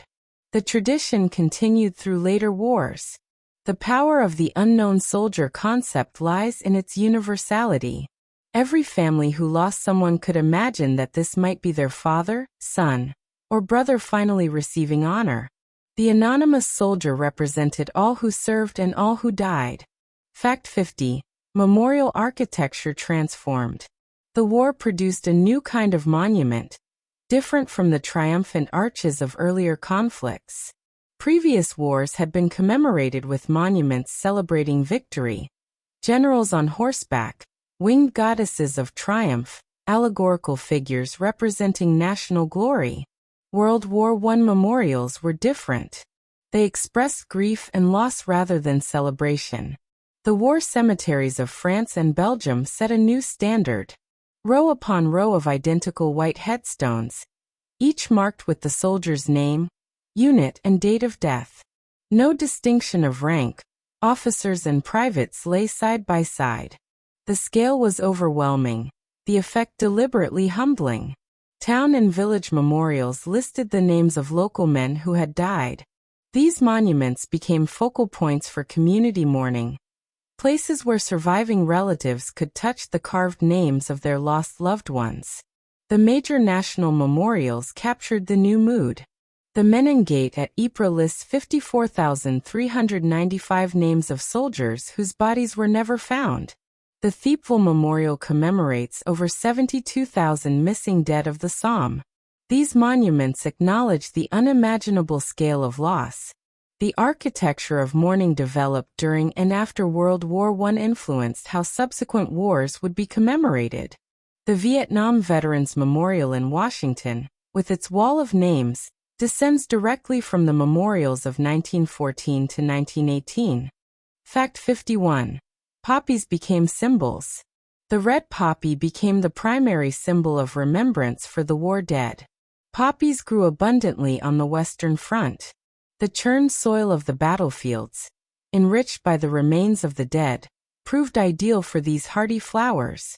Fields that had been moonscapes of destruction bloomed red each spring. John McCrae, a Canadian military doctor, noticed poppies growing near a casualty clearing station during the Second Battle of Ypres. He wrote a poem, In Flanders Fields, that became one of the war's most famous literary works. The poppy became indelibly associated with the dead. After the war, an American woman named Moyna Michael read McCrae's poem and began wearing and selling red poppies to raise money for veterans. The idea spread to Britain, where the British Legion adopted the poppy as its symbol. The Royal British Legion organized poppy sales before each Armistice Day, with the proceeds supporting veterans' welfare. The practice continues today, over a century later. Millions of poppies are sold and worn each November in Britain and Commonwealth countries.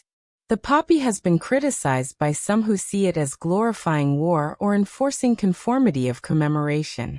Others defend it as a simple, dignified tribute to sacrifice. The debates themselves show how the symbol has retained its emotional power. Fact 52. Armistice Day began. The anniversary of the war's end became a day of solemn remembrance.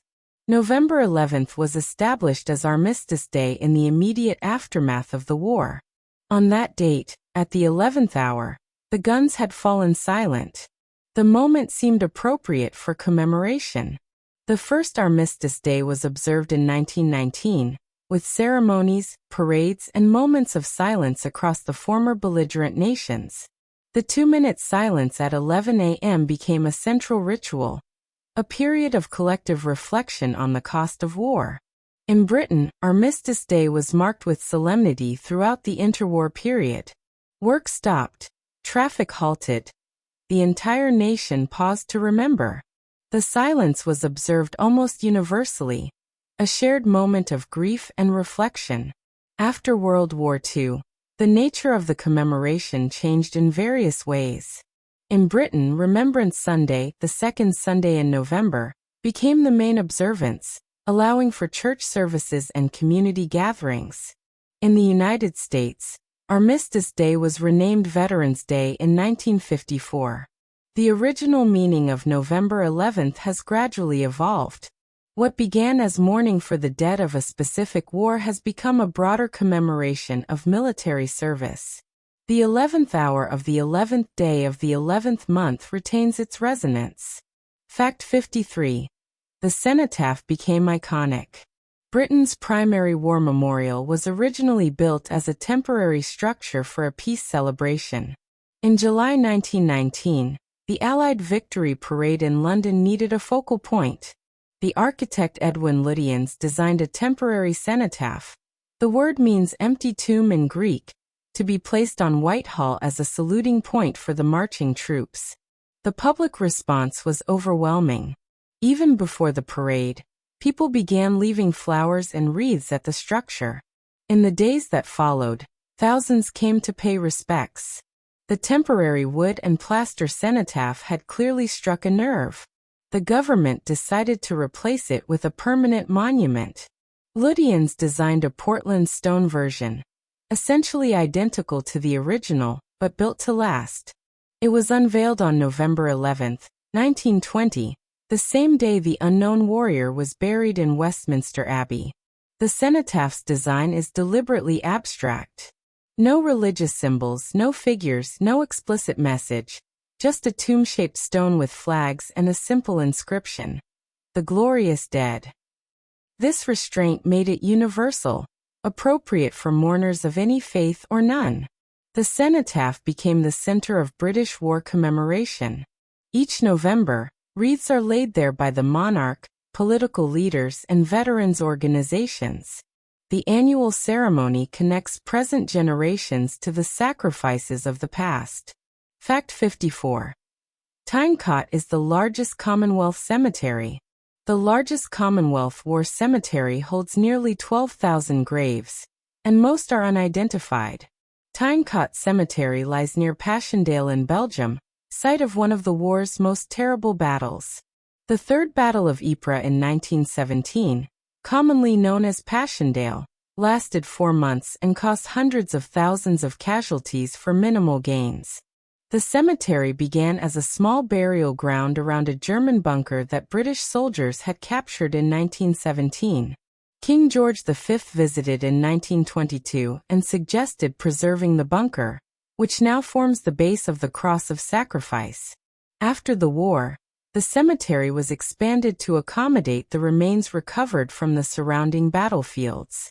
Of the 11,961 burials, over 8,300 are unidentified, marked only with a soldier of the Great War, known unto God.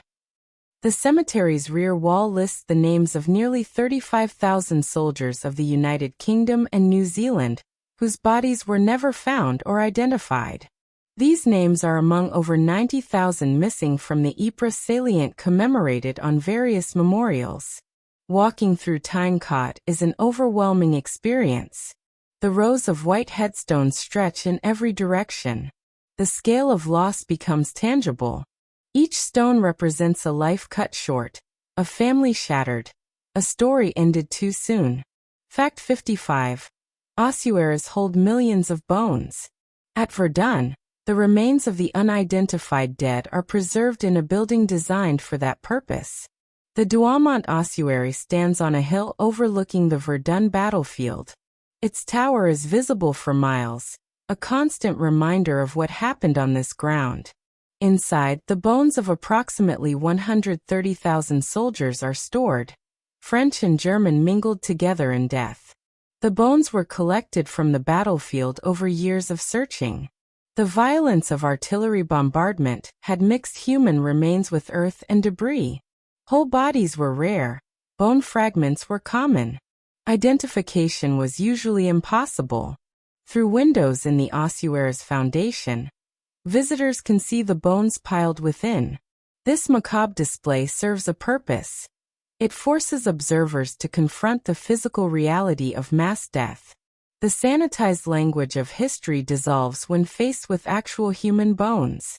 The ossuary was built through public subscription, dedicated in 1932 with President Albert Lebrun in attendance. It remains a site of pilgrimage and reflection, visited by hundreds of thousands each year. Similar ossuaries exist at other battlefields. The scale of World War I death, and the impossibility of individual burial for so many, required new approaches to honoring the dead.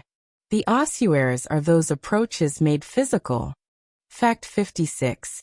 Truce football matches really happened. The famous Christmas truces of 1914 included football matches between enemies, though accounts vary about the details. The Christmas truce occurred spontaneously along parts of the Western Front in December 1914. German soldiers began singing carols and lighting candles. British soldiers responded. Gradually, men from both sides ventured into no man's land.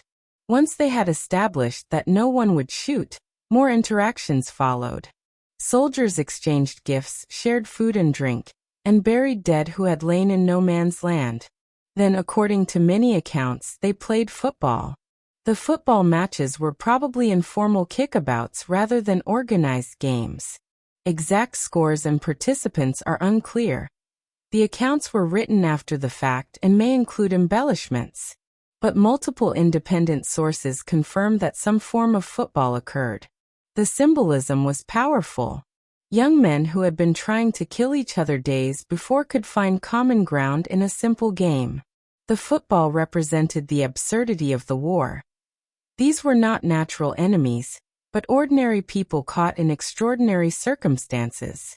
The high commands on both sides were disturbed by the truce. Such fraternization undermined the fighting spirit. Orders were issued to prevent similar events in future years. Artillery barrages were scheduled to discourage holiday goodwill. The Christmas truce became legendary, a moment of humanity in the midst of horror.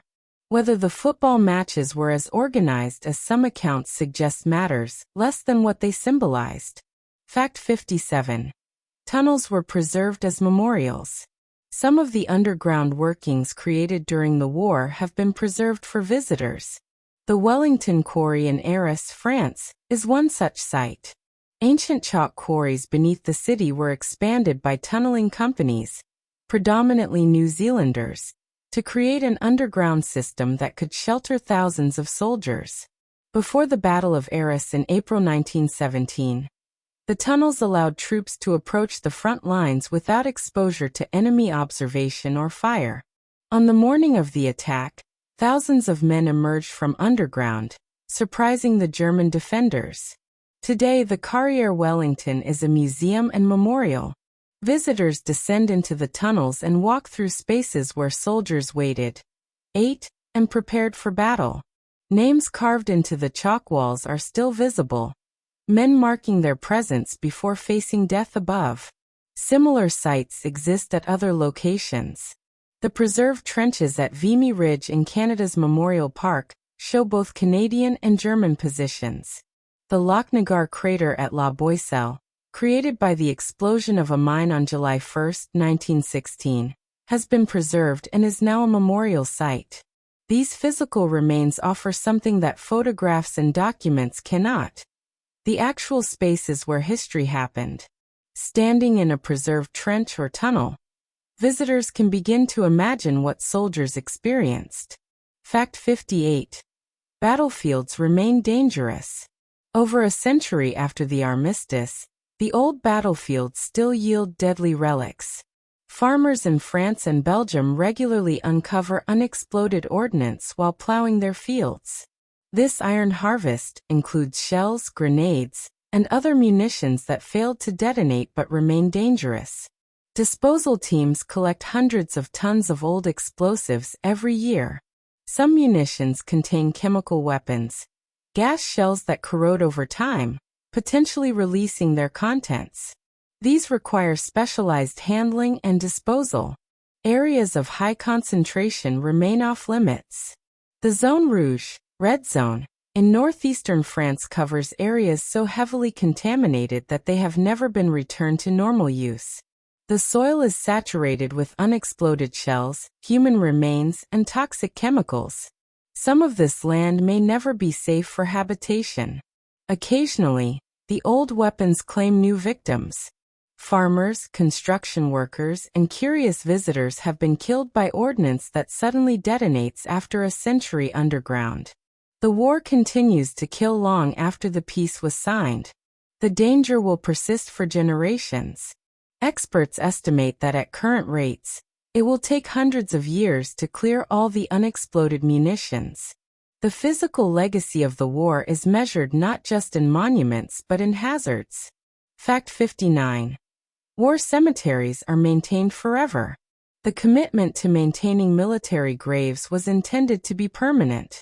The Imperial War Graves Commission, now the Commonwealth War Graves Commission, was established in 1917 to ensure that soldiers who died overseas would be properly commemorated forever. The key word was forever. No time limit was placed on the commitment. The commission established principles that guided its work. All casualties would be commemorated, regardless of rank. Bodies would not be repatriated. They would be buried near where they fell. Graves would be marked with uniform headstones. Cemeteries would be beautifully maintained. Over a century later, these commitments are being honored. The Commission maintains 23,000 sites in 154 countries. The grass is mowed, the headstones cleaned, the flowers planted. Visitors consistently remark on the beauty and dignity of the cemeteries. The funding comes primarily from the governments of Britain, Australia, Canada, India, New Zealand, and South Africa. The annual cost runs to tens of millions of pounds. No serious proposal to end the commitment has ever been made. The permanence of the commemoration was deliberate. The men who created the commission believed that maintaining graves forever was the least that nations could do for those who had given their lives. That belief has proved durable. Fact 60. Edwin died before receiving his prize. One of Wales's most celebrated poets was killed weeks before winning his nation's highest literary honor. Ellis Humphrey Evans, who wrote under the pen name Hedwyn, blessed peace, was a shepherd and poet from Trosvyned in North Wales.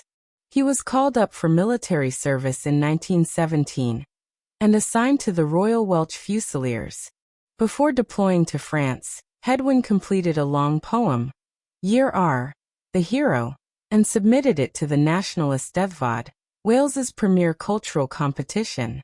The Eisteddfod's chair prize for poetry was the greatest honor a Welsh-language poet could receive. On July 31, 1917, Hedwyn was killed on the first day of the Battle of Passchendaele. He was 30 years old. His body was never recovered.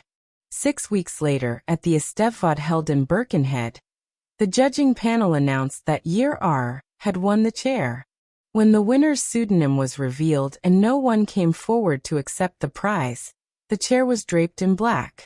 The Black Chair of 1917 became a powerful symbol in Welsh culture. Hedwyn was mourned not just as a promising poet cut down too young, but as a representative of the generation destroyed by war. His bardic chair remains on display in his family home, a memorial to loss. Fact 61. Wilfred Owen died days before the armistice. The greatest of the English war poets did not survive to see peace. Wilfred Owen had experienced the worst the war could offer. He had been buried alive by a shell explosion and suffered from shell shock. He had witnessed horrors that he transformed into poetry of terrible beauty. After treatment in Britain, Owen returned to France in August 1918. He believed it was his duty to be with his men, to witness what they experienced, to give voice to their suffering. He was awarded the Military Cross for bravery in October. On November 4, 1918, 1 week before the armistice, Owen was killed while leading his men across the Samburwas Canal. He was 25 years old. His mother received the telegram informing her of his death as church bells rang to celebrate the peace. Owen had published only a handful of poems during his lifetime. His reputation grew after his death, when his friend Siegfried Sassoon edited and published his work. Poems like Dulce et Decorum Estate, Anthem for Doomed Youth, and Strange Meeting became touchstones of war literature. Owen's death days before the armistice seemed to crystallize the tragedy of the war. Had he survived another week, he might have lived to see old age.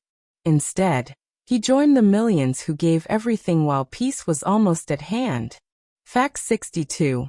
War literature shaped public memory. How people remember the war was shaped by the writers who survived to tell of it. The immediate post-war years saw relatively little war literature. Publishers believed the public was tired of the war and wanted to forget. Writers who had experienced the trenches often found themselves unable or unwilling to write about them. The late 1920s brought a flood of war books. Eric Maria remarks, All Quiet on the Western Front, 1929, became an international bestseller. telling the German soldier's story with unflinching honesty. Robert Graves' Goodbye to All That, 1929, offered a British officer's sardonic memoir. These and other works established the dominant narrative of the war. Futility, suffering, betrayal by incompetent leaders, the death of innocents. This narrative was not entirely fair. Many veterans felt their sacrifice had been meaningful, but it captured something real about the war's impact on those who fought it. The war literature influenced how subsequent generations understood the conflict. Teachers assigned these books. Filmmakers adapted them. The images and themes they established became the default way of imagining World War I. The writers had a responsibility they could not escape. They were speaking for the dead as well as the living, shaping how millions of lost lives would be remembered. Fact 63. Films documented and dramatized. The war produced documentary footage and later, feature films that shaped public understanding. The first major war documentary was The Battle of the Somme, 1916, combining actual footage with some staged scenes. It was seen by approximately 20 million people in Britain within 6 weeks of its release. For many, it was their first glimpse of what the war actually looked like. After the war, filmmakers produced both documentaries and dramatic recreations. The Big Parade, 1925, and Wings, 1927, were American productions that captured something of the war's scale and tragedy. West Front 1918, 1930, and All Quiet on the Western Front, 1930, told the German soldier's story. The films reflected and shaped public attitudes. The anti-war message of All Quiet on the Western Front contributed to pacifist sentiment in the 1930s. When the Nazis came to power, they banned the film and attacked theaters showing it. Technical limitations affected what could be shown. Sound films arrived only in the late 1920s. Early attempts to represent artillery barrages or infantry attacks were inevitably inadequate. The real war was more terrible than any film could capture. Later generations have continued making films about World War I, from Paths of Glory, 1957, to 1917, 2019. Each generation reinterprets the war through its own concerns and cinematographic technologies. Fact 64. Music reflected the experience. Songs from the war captured its moods, from patriotic fervor to bitter disillusionment. The war began with martial songs celebrating national glory. It's a Long Way to Tipperary, originally written before the war, became associated with marching British troops. Each nation had its patriotic anthems, its stirring tunes meant to inspire sacrifice. Soldiers' own songs were often quite different. They were irreverent, cynical, and sometimes obscene. Hanging on the Old Barbed Wire mocked the futility of attacks. I Want to Go Home expressed the universal desire to escape the trenches. Music hall entertainers produced songs that tried to maintain morale while acknowledging reality. Keep the home fires burning and pack up your troubles in your old kit bag, balanced encouragement with recognition of hardship. The classical music world was affected by the war. Composers like Ravel, Debussy, and Elgar produced works influenced by the conflict. Some were overtly programmatic. Others absorbed the war's moods more subtly. After the war, popular music helped with forgetting. The Jazz Age brought new sounds that had nothing to do with trenches and shells. But the war songs persisted in memory, played at reunions and commemorations, binding survivors together through shared melodies. Fact 65. War memorials took many forms. Communities commemorated their dead in ways as varied as the communities themselves. Town squares received cenotaphs and monuments. Churches added memorial plaques, stained glass windows, and rolls of honor. Schools listed former students who had died. Workplaces commemorated fallen employees. Some memorials were practical. Hospitals, libraries, parks named for the dead. These living memorials served the community while honoring those who had served. Other memorials were purely symbolic.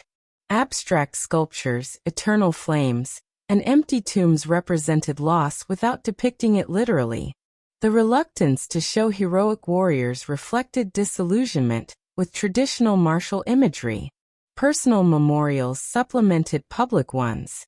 Families created shrines in their homes. Photo albums preserved images of the dead. Letters and possessions became relics to be treasured and passed down. The diversity of memorials reflected the diversity of the war experience. There was no single correct way to commemorate the dead. Each community, each family, each individual found their own approach to preserving memory. Today, many of these memorials need restoration. Over a century of weathering has damaged stone and metal. The work of maintaining them falls to new generations who never knew the people commemorated, but recognize the obligation to remember. Fact 66. Some veterans remained unreconciled. Not all who survived the war could make peace with what they had experienced. Suicide rates among veterans were elevated for years after the armistice. Men who had endured the trenches found they could not endure peacetime. The reasons varied: trauma, guilt, inability to connect with those who had not shared the experience, economic desperation. Some veterans turned to violence. Political movements of the 1920s and 1930s attracted men who had lost the ability to imagine nonviolent solutions. The brutalization of warfare continued in street fights and political terrorism. Others simply withdrew. They drank themselves into oblivion, isolated themselves from families, or became wanderers with no fixed abode. The shell shock that had hospitalized them during the war persisted in less dramatic, but equally debilitating forms.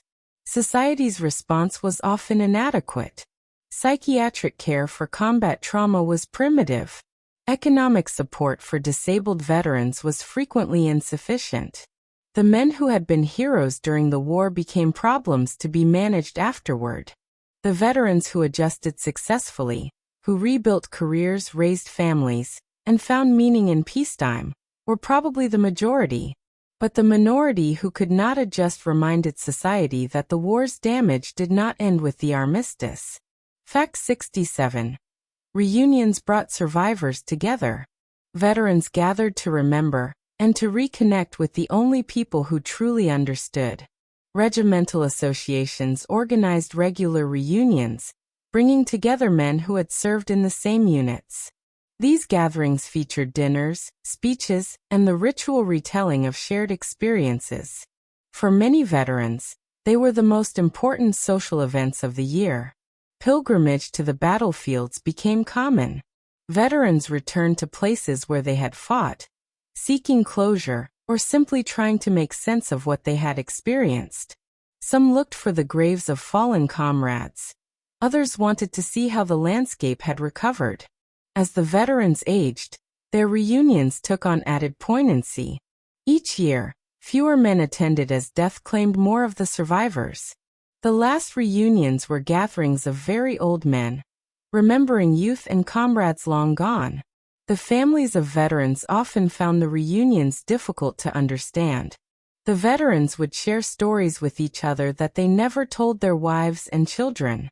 The bonds of shared experience excluded those who had not been there. The last veterans of World War I died in the early 2000s. With them went the living memory of the conflict. What remains is history, documented, interpreted, but no longer directly remembered. Fact 68. Oral histories preserved voices. Before the last veterans died, efforts were made to record their memories. The Imperial War Museum in London began collecting oral histories in the 1970s, recording veterans' accounts of their experiences. Similar projects were undertaken in other countries. The urgency increased as the veterans aged. These recordings capture details that written accounts often miss. The sound of a veteran's voice, the pauses and hesitations, the emotion that surfaces when certain topics arise. These convey something that transcripts cannot fully capture. The memories recorded were often fragmentary and sometimes contradictory. Veterans remembered things differently. The passage of time had eroded some recollections while enhancing others. Historians learned to use oral histories as one source among many, not as definitive truth. Some veterans spoke freely about their experiences for the first time in these recordings. Having kept silent for decades, they found in old age the willingness to share what they had witnessed. These were often the most powerful testimonies. The oral history collections are now archives, available to researchers and the public. They ensure that the veterans' voices will be heard long after the veterans themselves have gone silent. Fact 69. Descendants carry the memory. The families of those who served keep the war alive in personal ways. Medals passed down through generations connect families to ancestors they may never have known. A campaign medal in a drawer becomes an occasion for asking questions, researching records, and discovering a great-grandfather's story. Letters and diaries preserved by families provide some of the most intimate records of the war. These documents were not written for publication. They capture private thoughts and experiences that official records miss. Genealogical research has become easier with digitized records. Family historians can trace their ancestors' military service, finding unit assignments, battles fought, and final resting places. These personal quests contribute to the broader understanding of the war. Some descendants make pilgrimages to graves and memorials. Standing at a headstone with a family name, or finding a name on a memorial wall, creates a connection that mere knowledge cannot provide. The responsibility to remember passes from generation to generation. Great-great-grandchildren who never knew any veteran of the war are now the bearers of memory. Their connection is entirely historical, but it is still real. Fact 70. Education keeps the war relevant. Schools teach about World War I, ensuring that each generation learns what happened. Curricula vary by country, reflecting national experiences and perspectives. British students learn about the Western Front and the poets.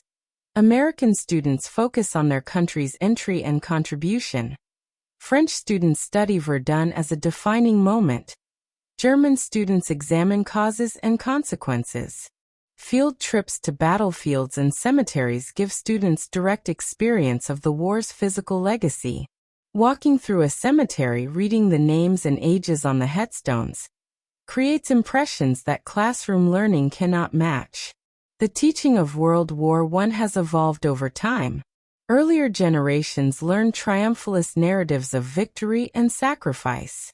Contemporary education emphasizes multiple perspectives, questioning old certainties, and examining the war's darker aspects.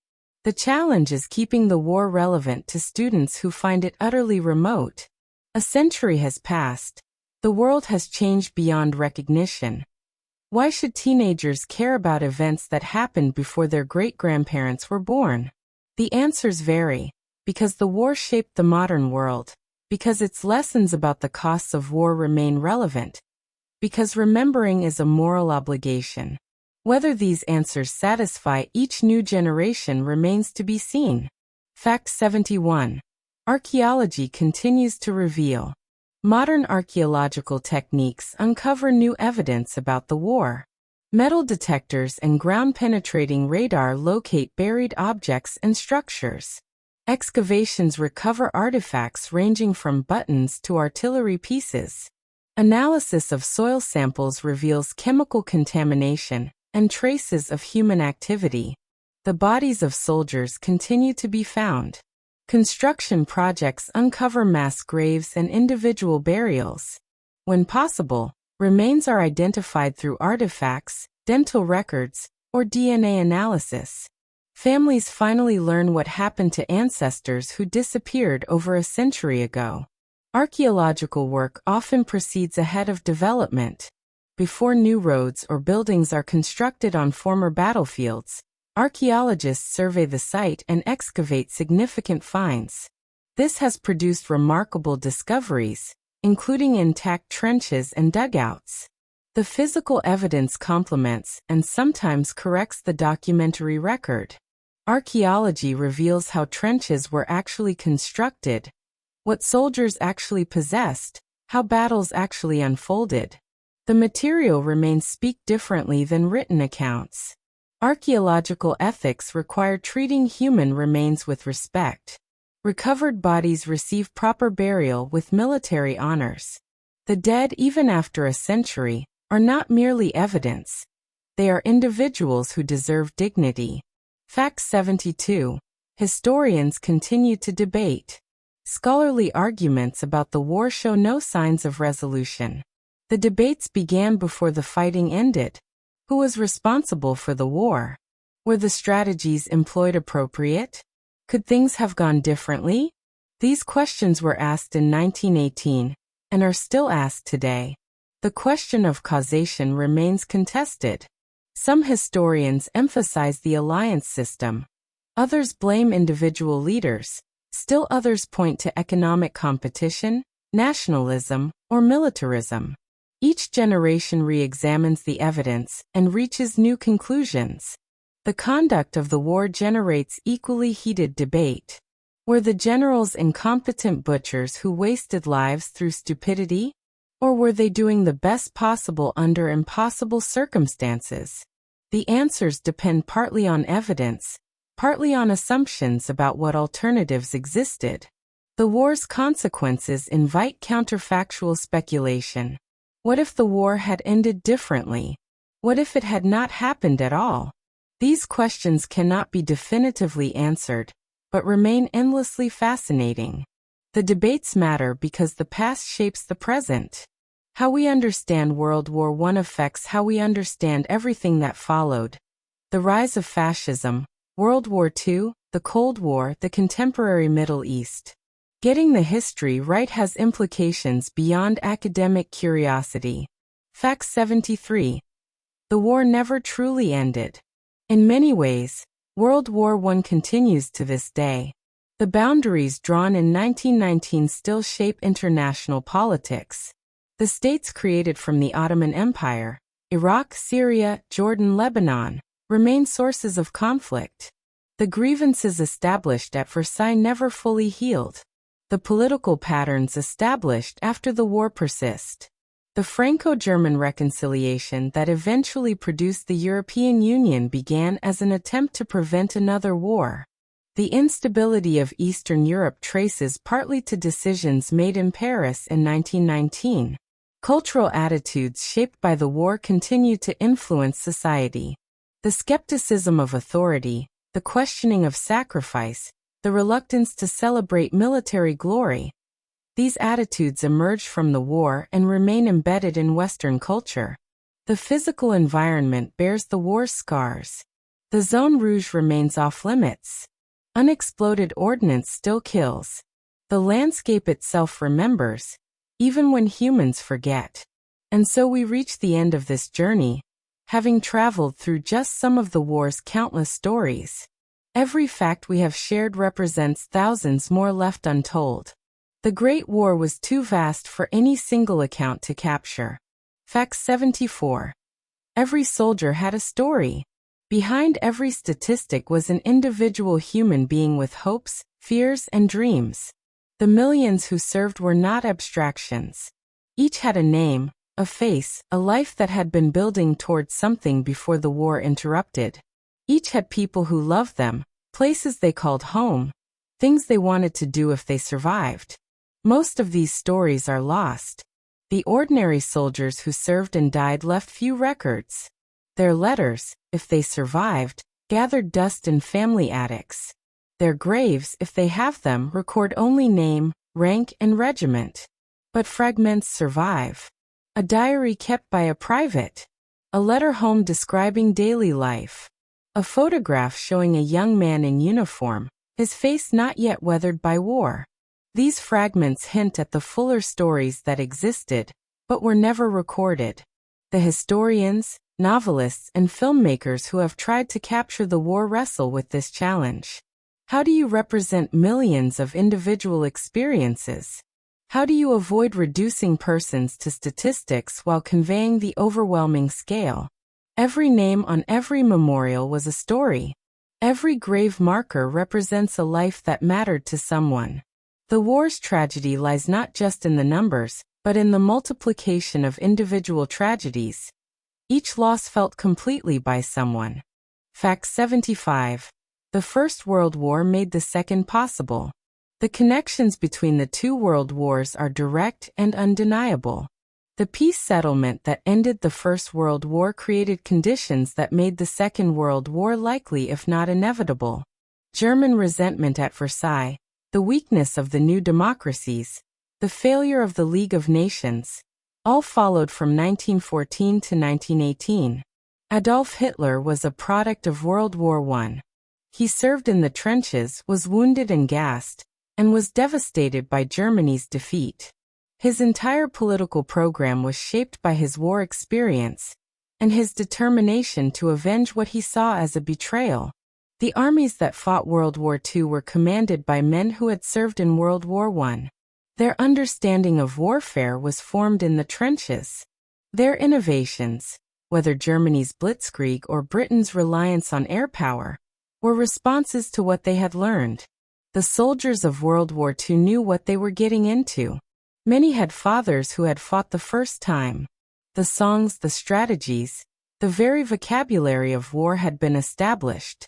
The Second War built on the first. Some historians argue that the two wars should be seen as a single conflict with a 20-year intermission. The issues left unresolved in 1918 were settled, temporarily, in 1945. Whether they are truly resolved even now remains unclear. Fact 76. Memory competes with history. What people remember about the war differs from what actually happened. Popular memory emphasizes certain images. The trenches of the Western Front, the Christmas truce, the poets and their verses. These images are real, but represent only fragments of the whole experience. Other aspects of the war receive less attention.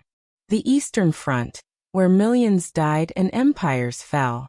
The Middle East, where the modern map was drawn. The African campaigns, involving hundreds of thousands of colonial troops. The naval war, the air war, the war at sea. The emphasis on futility and waste may overstate one perspective. Many veterans felt their service had meaning, that they had defended their countries against genuine threats. The anti-war literature that shaped cultural memory represents one viewpoint, not a universal judgment. Nationalism distorts memory. Each country remembers the war through the lens of its own experience and interests. The same events look different from French, German, British, Russian, or American perspectives. The challenge for historians is to recover the war in its full complexity, while respecting the genuine emotions that shaped how people remembered it. Both the memory and the history have value. Neither should replace the other. Fact 77. Some questions have no answers. The war raises questions that exceed human ability to answer. Why did it happen? The causes can be listed, analyzed, and debated endlessly. But the transformation of normal international friction into apocalyptic violence remains somehow mysterious. Something broke in the summer of 1914, and we still do not fully understand what. What did it mean? Philosophers, theologians, and ordinary people struggled then and struggle now to find meaning in mass death. The explanations offered: national survival, defense of civilization, the war to end wars, satisfy some but not others. Was it worth it? The sacrifices were real. Were the results worth them? The answers depend on values, counterfactuals, and perspectives that vary among individuals and generations. No objective answer is possible. How do we honor the dead appropriately? The various approaches to commemoration each capture something while missing something else. No memorial fully represents the experience it commemorates. These questions matter because they are eternal human questions. Every war raises them. This war raised them more urgently than most. Wrestling with them is part of what it means to be human. Fact 78. The war created modern warfare. Many aspects of contemporary military practice trace to World War I. Combined arms operations, coordinating infantry, artillery, armor, and aircraft developed during the war. The 100 Days Offensive of 1918 demonstrated what these techniques could achieve when properly executed. Military intelligence became systematic. Code-breaking, aerial reconnaissance, and interrogation of prisoners were organized into formal intelligence systems. The ancestor of every modern intelligence agency can be found in World War I. Logistics grew to unprecedented scale. Moving millions of men and billions of tons of supplies required industrial approaches to supply chain management. Modern military logistics descends directly from World War I practice. Communications became essential battlefield technology. Radio, telephone, and signal systems allowed coordination of forces impossible in earlier wars. The vulnerabilities of these systems to interdiction also became apparent. The war demonstrated that modern conflict engages entire societies, not just professional armies. Total war, industrial warfare, home front mobilization. These concepts became central to military thinking and remain so today. Fact 79. The war changed how we think about death. The scale of death in World War I transformed attitudes toward mortality. Before the war, death was domesticated. People died at home, surrounded by family. Bodies were washed and dressed by relatives. Funerals were community events. Death was tragic but comprehensible. The war disrupted all these patterns. Men died far from home, often violently, sometimes leaving no remains to bury. Families received telegrams rather than presiding over deathbeds. The dead were buried in military cemeteries, not family plots. The scale made individual death seem almost insignificant. When thousands died in a single day, how much could any single death matter? The war forced a confrontation with mass mortality that challenged traditional frameworks of meaning. The response included both religious reaffirmation and secular despair. Some found their faith strengthened. Others concluded that traditional religion could not account for what had happened. The modern world's ambivalence about death and meaning has roots in the Great War. The psychiatry of grief developed partly in response to the war's needs. Helping people mourn losses that could not be processed in traditional ways became a recognized specialization. The wounds of war extended to those who stayed home. Fact 80. The war influenced art permanently. The visual arts were transformed by the war experience. The war helped kill traditional representational art. If art's purpose was to depict beauty, how could it respond to industrialized slaughter?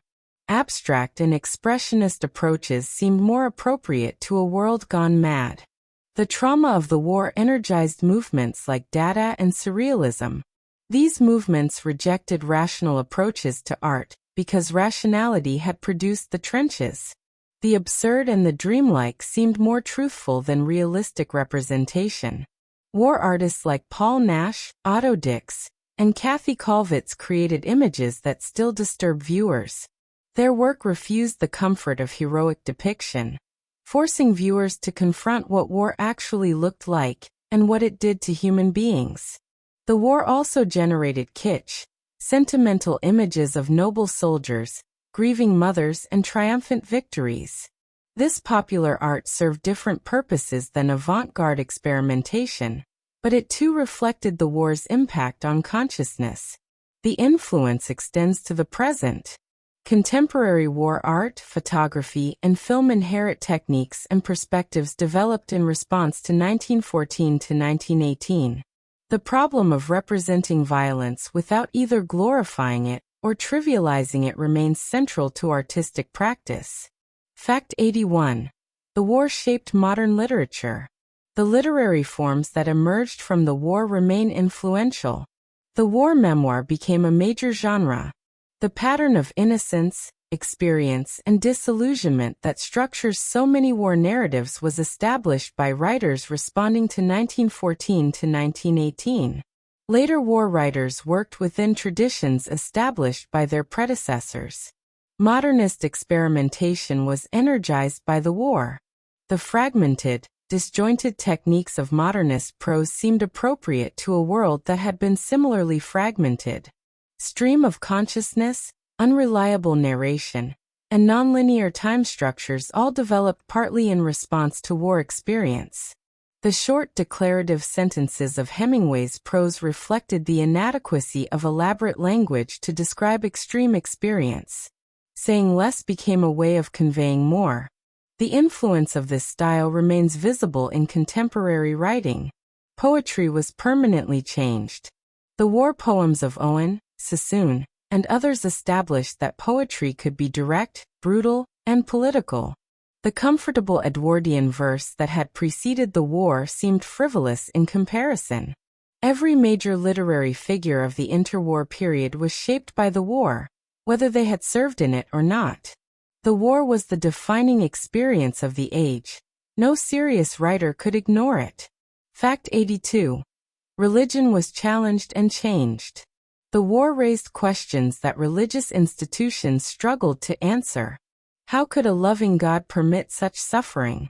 The traditional answers, that suffering has redemptive purpose, that God's ways are mysterious, that earthly troubles are preparation for heavenly rewards, seemed inadequate to many who experienced or witnessed the war. Church attendance and religious observance declined in many countries after the war. The decline cannot be attributed solely to the war. Secularization was underway before 1914. But the war accelerated processes already in motion. The churches had largely supported the war. Clergy blessed troops, justified national causes, and provided spiritual comfort to combatants. After the war, some questioned whether this support had been appropriate. Should churches serve state interests in wartime? New religious movements gained adherents. Spiritualism, which promised contact with the dead, attracted bereaved families desperate for reassurance that their loved ones continued to exist. Other alternative spiritualities flourished in the space created by declining traditional faith. Yet traditional religion also showed resilience. Many soldiers and their families found genuine comfort in faith. Churches played important roles in commemoration. Religion's role was diminished but not eliminated by the war. Fact 83. Science and technology advanced. The war accelerated scientific and technological development in multiple fields. Aviation advanced more in 4 years than it might have in 20 years of peacetime development. Engines became more powerful, airframes more capable, and pilots more skilled. The foundation for commercial aviation was laid during the war. Medical technology improved dramatically. Blood transfusion, reconstructive surgery, antiseptic techniques, and psychiatric treatment all advanced significantly. The suffering of the wounded drove innovations that would benefit civilian medicine for decades. Chemical science developed both weapons and defenses. The production of explosives, propellants, and poison gases required advances in chemistry. The peacetime chemical industry benefited from wartime research. Communications technology improved. Radio became more reliable and portable. Telephone systems expanded. The foundations of modern electronic communication were established partly through military necessity. Some advances were ambiguous. The war demonstrated that science could be used for destruction as readily as construction. The moral questions raised by chemical weapons and other scientific innovations remain relevant today. Fact 84. Women's suffrage advanced. The war contributed to the expansion of voting rights for women. In Britain, women's war work provided arguments for suffrage. If women could work in munitions factories, drive ambulances, and serve in auxiliary military roles, how could they be denied the vote? The war undermined the arguments that women were too emotional, or unworldly for political participation. The Representation of the People Act 1918 gave the vote to British women over 30 who met certain property qualifications. Full equality would not come until 1928, but the major barrier had been breached. In the United States, the 19th Amendment granting women's suffrage was ratified in 1920. The suffrage movement had been active for decades, but the war created conditions favorable to success. Similar patterns occurred in other countries. Germany, Austria, Poland, and other nations extended the vote to women in the immediate post-war years. The new democracies emerging from the old empires often had more progressive attitudes toward women's rights. The connection between war service and political rights was not automatic. France, where women had contributed enormously to the war effort, did not grant women's suffrage until 1944. But in many countries, the war catalyzed change. Fact 85. Labor movements strengthened. The war increased the power of organized labor in many countries. Workers were essential to the war effort. Munitions workers, transport workers, miners, all were necessary for victory. Governments could not simply suppress labor movements when labor cooperation was vital. Wartime labor shortages increased workers' bargaining power. Employers who needed workers badly had to make concessions. Wages rose. Conditions improved. Workers gained confidence. After the war, labor movements remained strong. Trade unions had grown during the conflict and did not simply shrink when peace returned. The political parties associated with labor, socialist, labor, and social democratic parties, gained influence. The Russian Revolution provided both inspiration and warning. Some workers saw the Bolsheviks as models to emulate. Others saw them as dangers to avoid. Either way, the existence of a workers' state added urgency to labor politics elsewhere. The labor gains of the war years were partial and often temporary. The Depression would devastate workers in the 1930s. But the war had demonstrated labor's essential role in modern societies. Fact 86.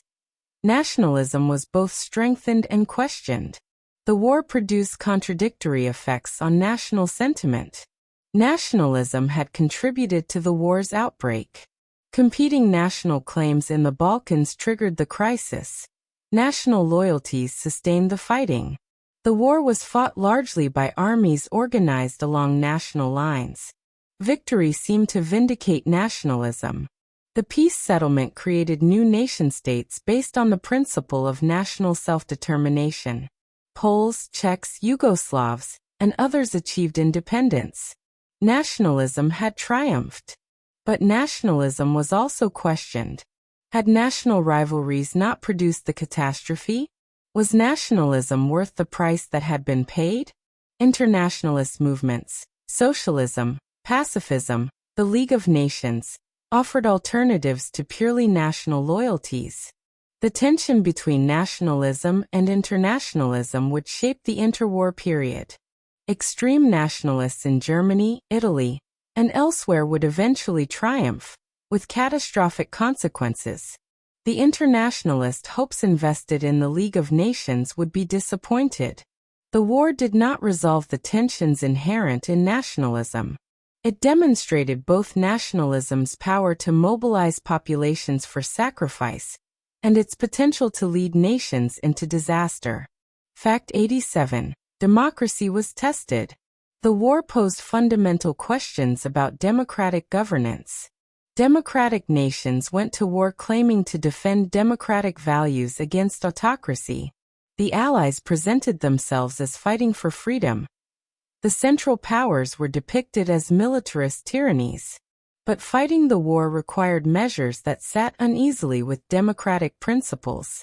Censorship controlled information. Conscription compelled military service. Civil liberties were restricted in the name of security. War socialism managed economies with little regard for market principles. The tension between security and liberty was never fully resolved. How much could democratic governments demand of their citizens?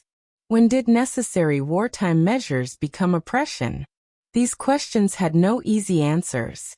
The post-war period seemed to vindicate democracy. The autocracies had lost. New democracies emerged across Europe. But these new democracies proved fragile. Within 20 years, many had succumbed to authoritarianism. The war revealed democracy's strengths and weaknesses. Democracies proved capable of mobilizing their populations for total war. But the strains of such mobilization tested democratic institutions to their limits. Fact 88. Economic patterns were disrupted. The war transformed global economic relationships. Before the war, Britain was the world's banker, and London was the center of international finance. The costs of the war depleted British capital and shifted economic power westward. The United States emerged as the world's largest creditor nation. International trade patterns were disrupted. Countries that had traded freely before the war found markets closed and supply chains broken. Protectionism increased during and after the war as nations sought to protect domestic industries. The financial settlements of the peace proved deeply problematic. War debts and reparations created a tangle of obligations that destabilized international finance. The eventual collapse of this system contributed to the Great Depression. Domestic economies were transformed. Government involvement in economic management increased dramatically during the war and never fully retreated. The mixed economies that characterized the 20th century had their origins partly in wartime necessity. The assumption of perpetual progress that had characterized pre-war thinking was shattered. Economic catastrophe became imaginable in ways it had not been before. The confidence of the pre-war era never fully returned. Fact 89. Empires began to crumble. The war initiated the decline of the European colonial empires. Colonial subjects had contributed to the war effort.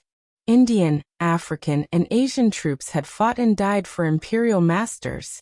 These contributions raised expectations that proved difficult to satisfy. The rhetoric of the war promised self-determination and democracy. Colonized peoples asked why these principles applied only to Europeans. If Poles deserved independence from Austria, why not Indians from Britain? Independence movements gained strength after the war. In Ireland, the Easter Rising of 1916 and subsequent events led to partial independence by 1922.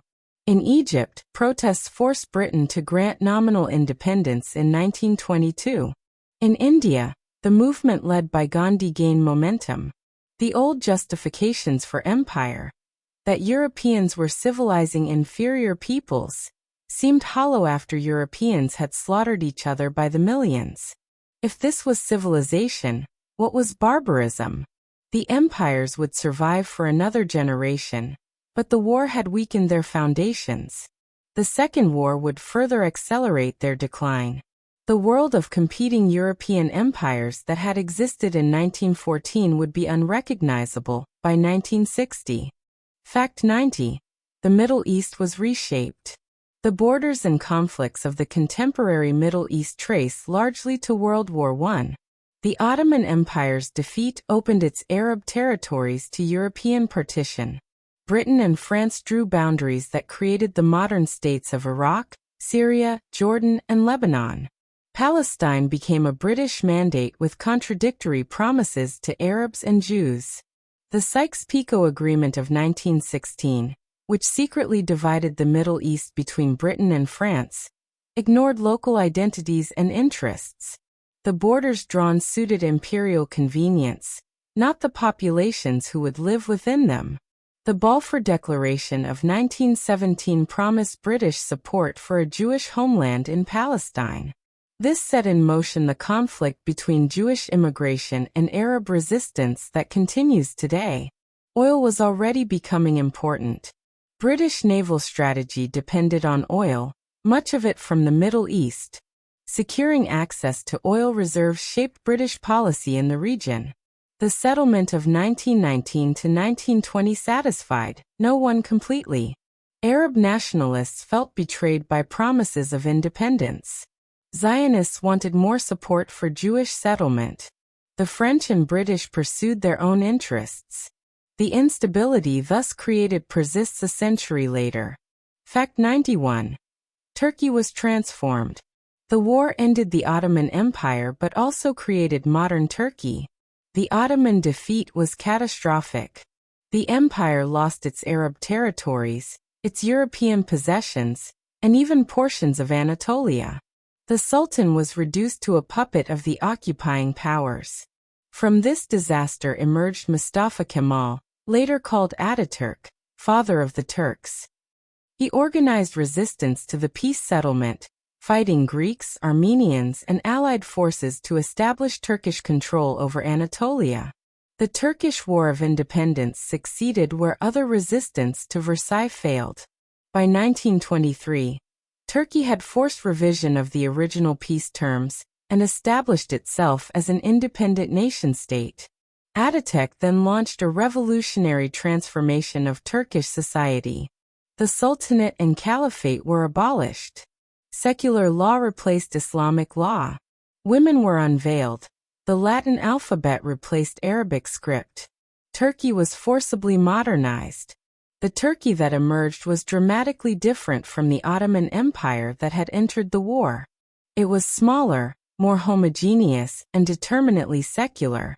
The transformation was one of the most dramatic of the 20th century. Fact 92. Russia was revolutionized. The war made the Russian Revolution possible and shaped its course. The strains of war destroyed the Russian state.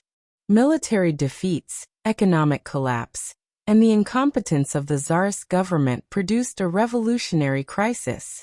In February 1917, the Tsar was overthrown. In October, the Bolsheviks seized power. The Bolsheviks immediately sought peace, signing the punitive Treaty of Brest-Litovsk with Germany. They surrendered vast territories to end Russia's involvement in the war, freeing resources to fight the civil war that followed. The revolution inspired hope and fear across the world. For socialists, it seemed to prove that workers could overthrow capitalism. For conservatives, it represented the ultimate danger. Property confiscated, social hierarchies destroyed, traditional values overturned. The Soviet Union that emerged from the revolution would be one of the 20th century's dominant powers. Its conflict with Western capitalism, the Cold War, would shape the second half of the century. The revolution was thus both a product of the war and a world historical event in its own right. Without the war, it would not have happened when or how it did. With it, history took a path that no one had anticipated. Fact 93. Germany was traumatized. The German experience of defeat created wounds that would fester for 2 decades. Germany had fought well. German armies occupied enemy territory from France to the Ukraine. When the armistice came, no enemy soldiers stood on German soil. For many Germans, the defeat was inexplicable. The stab in the back myth emerged to explain the inexplicable. According to this myth, Germany had been betrayed by Jews, socialists, and other internal enemies. The army had been winning until these traitors surrendered.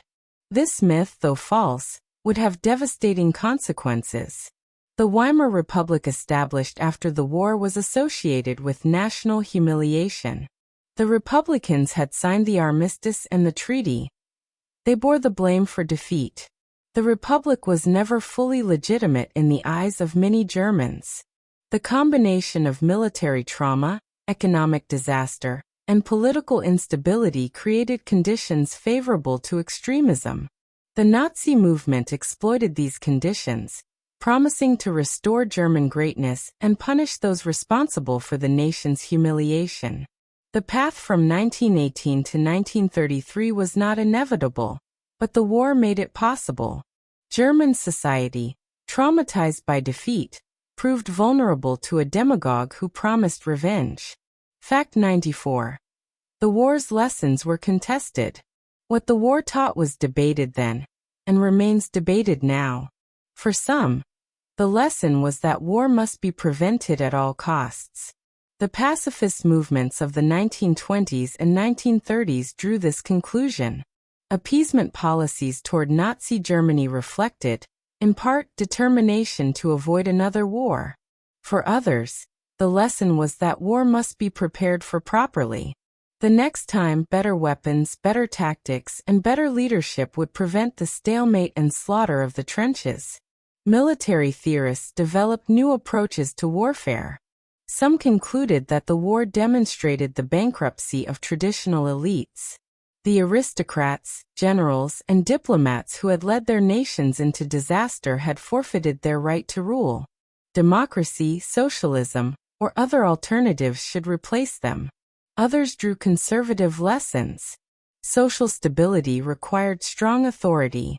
The masses were dangerous and needed control. The war had resulted from weakness, not strength. The solution was stronger, not weaker, government. These conflicting lessons would be tested in the next war. No single interpretation triumphed. The debates continue. Fact 95. The war remains controversial. Judgments about the war still vary widely. Was the war a tragic accident, resulting from miscalculation and systemic pressures? Or was it the result of deliberate aggression by specific powers? Historians continue to debate the question of responsibility. Were the generals butchers who wasted lives through incompetence? Or were they professionals facing problems that had no good solutions? The reputations of Douglas Haig, Ferdinand Foch, and other commanders remain contested. Was the peace settlement too harsh or too lenient? Did it punish Germany excessively and create conditions for the next war? Or did it fail to weaken Germany sufficiently, allowing it to rise again? These are not merely academic questions. They shape how we understand the 20th century, how we assess responsibility for catastrophe, and how we think about war and peace generally. The war happened too recently for dispassionate assessment, yet too long ago for living memory. We are close enough to care but not close enough to know. This uncomfortable position ensures continuing controversy. Fact 96. The war transformed consciousness. Something changed in how people understood themselves and their world. The certainties of the pre-war era dissolved. Progress seemed less certain. Civilization seemed more fragile. The future seemed less predictable. The optimism that had characterized the late 19th century gave way to doubt. Language itself seemed inadequate. How could ordinary words describe extraordinary experiences? The inadequacy of conventional expression drove experimentation in literature and art. Time seemed to have fractured. There was a sharp distinction between before the war and after the war. Two different worlds separated by the catastrophe. The continuity of history had been broken. The body became problematic. The wounded bodies of returning veterans, the missing bodies of the unidentified dead, the broken bodies in hospitals and asylums, all these challenged conventional ways of thinking about physical existence. This transformation of consciousness cannot be precisely measured, but its traces are everywhere in interwar culture. The war had changed not just political boundaries but something deeper: how human beings understood their place in the world. Fact 97. Hope persisted. Despite everything, people continued to hope. The League of Nations expressed hope that international cooperation could prevent future wars. Its failure did not invalidate the hope. The United Nations would later try again. The demand for never again reflected hope that lessons had been learned. Surely, having experienced such horror, humanity would not repeat it. This hope was disappointed in 1939, but not extinguished. Memorials expressed hope that sacrifice would be remembered and honored. The maintenance of war cemeteries, the observance of Armistice Day, the teaching of the war's history, all reflected hope that memory could serve good purposes. Individual lives rebuilt after the war expressed hope. Veterans who married, had children, built careers, and found meaning in peacetime were choosing to continue despite what they had experienced. Hope is not optimism. It does not require confidence that things will work out. It requires only the determination to act as if the future matters. The survivors of the war, and their descendants, have maintained that determination. Fact 98. The war is not over. In ways both obvious and subtle, the war continues. The physical remains, unexploded shells, contaminated soil, preserved trenches, mark the landscape of Europe. The iron harvest continues. The cleanup will take centuries more. The political remains, borders, conflicts, resentments, shape international relations. The Middle East bleeds from wounds opened in 1917 to 1919. The instabilities of Eastern Europe traced to post-war settlements. The cultural remains, the literature, the art, the attitudes, persist in how we understand war, sacrifice, and loss. Every subsequent war film, war novel, and war memorial works within traditions established by 1914 to 1918.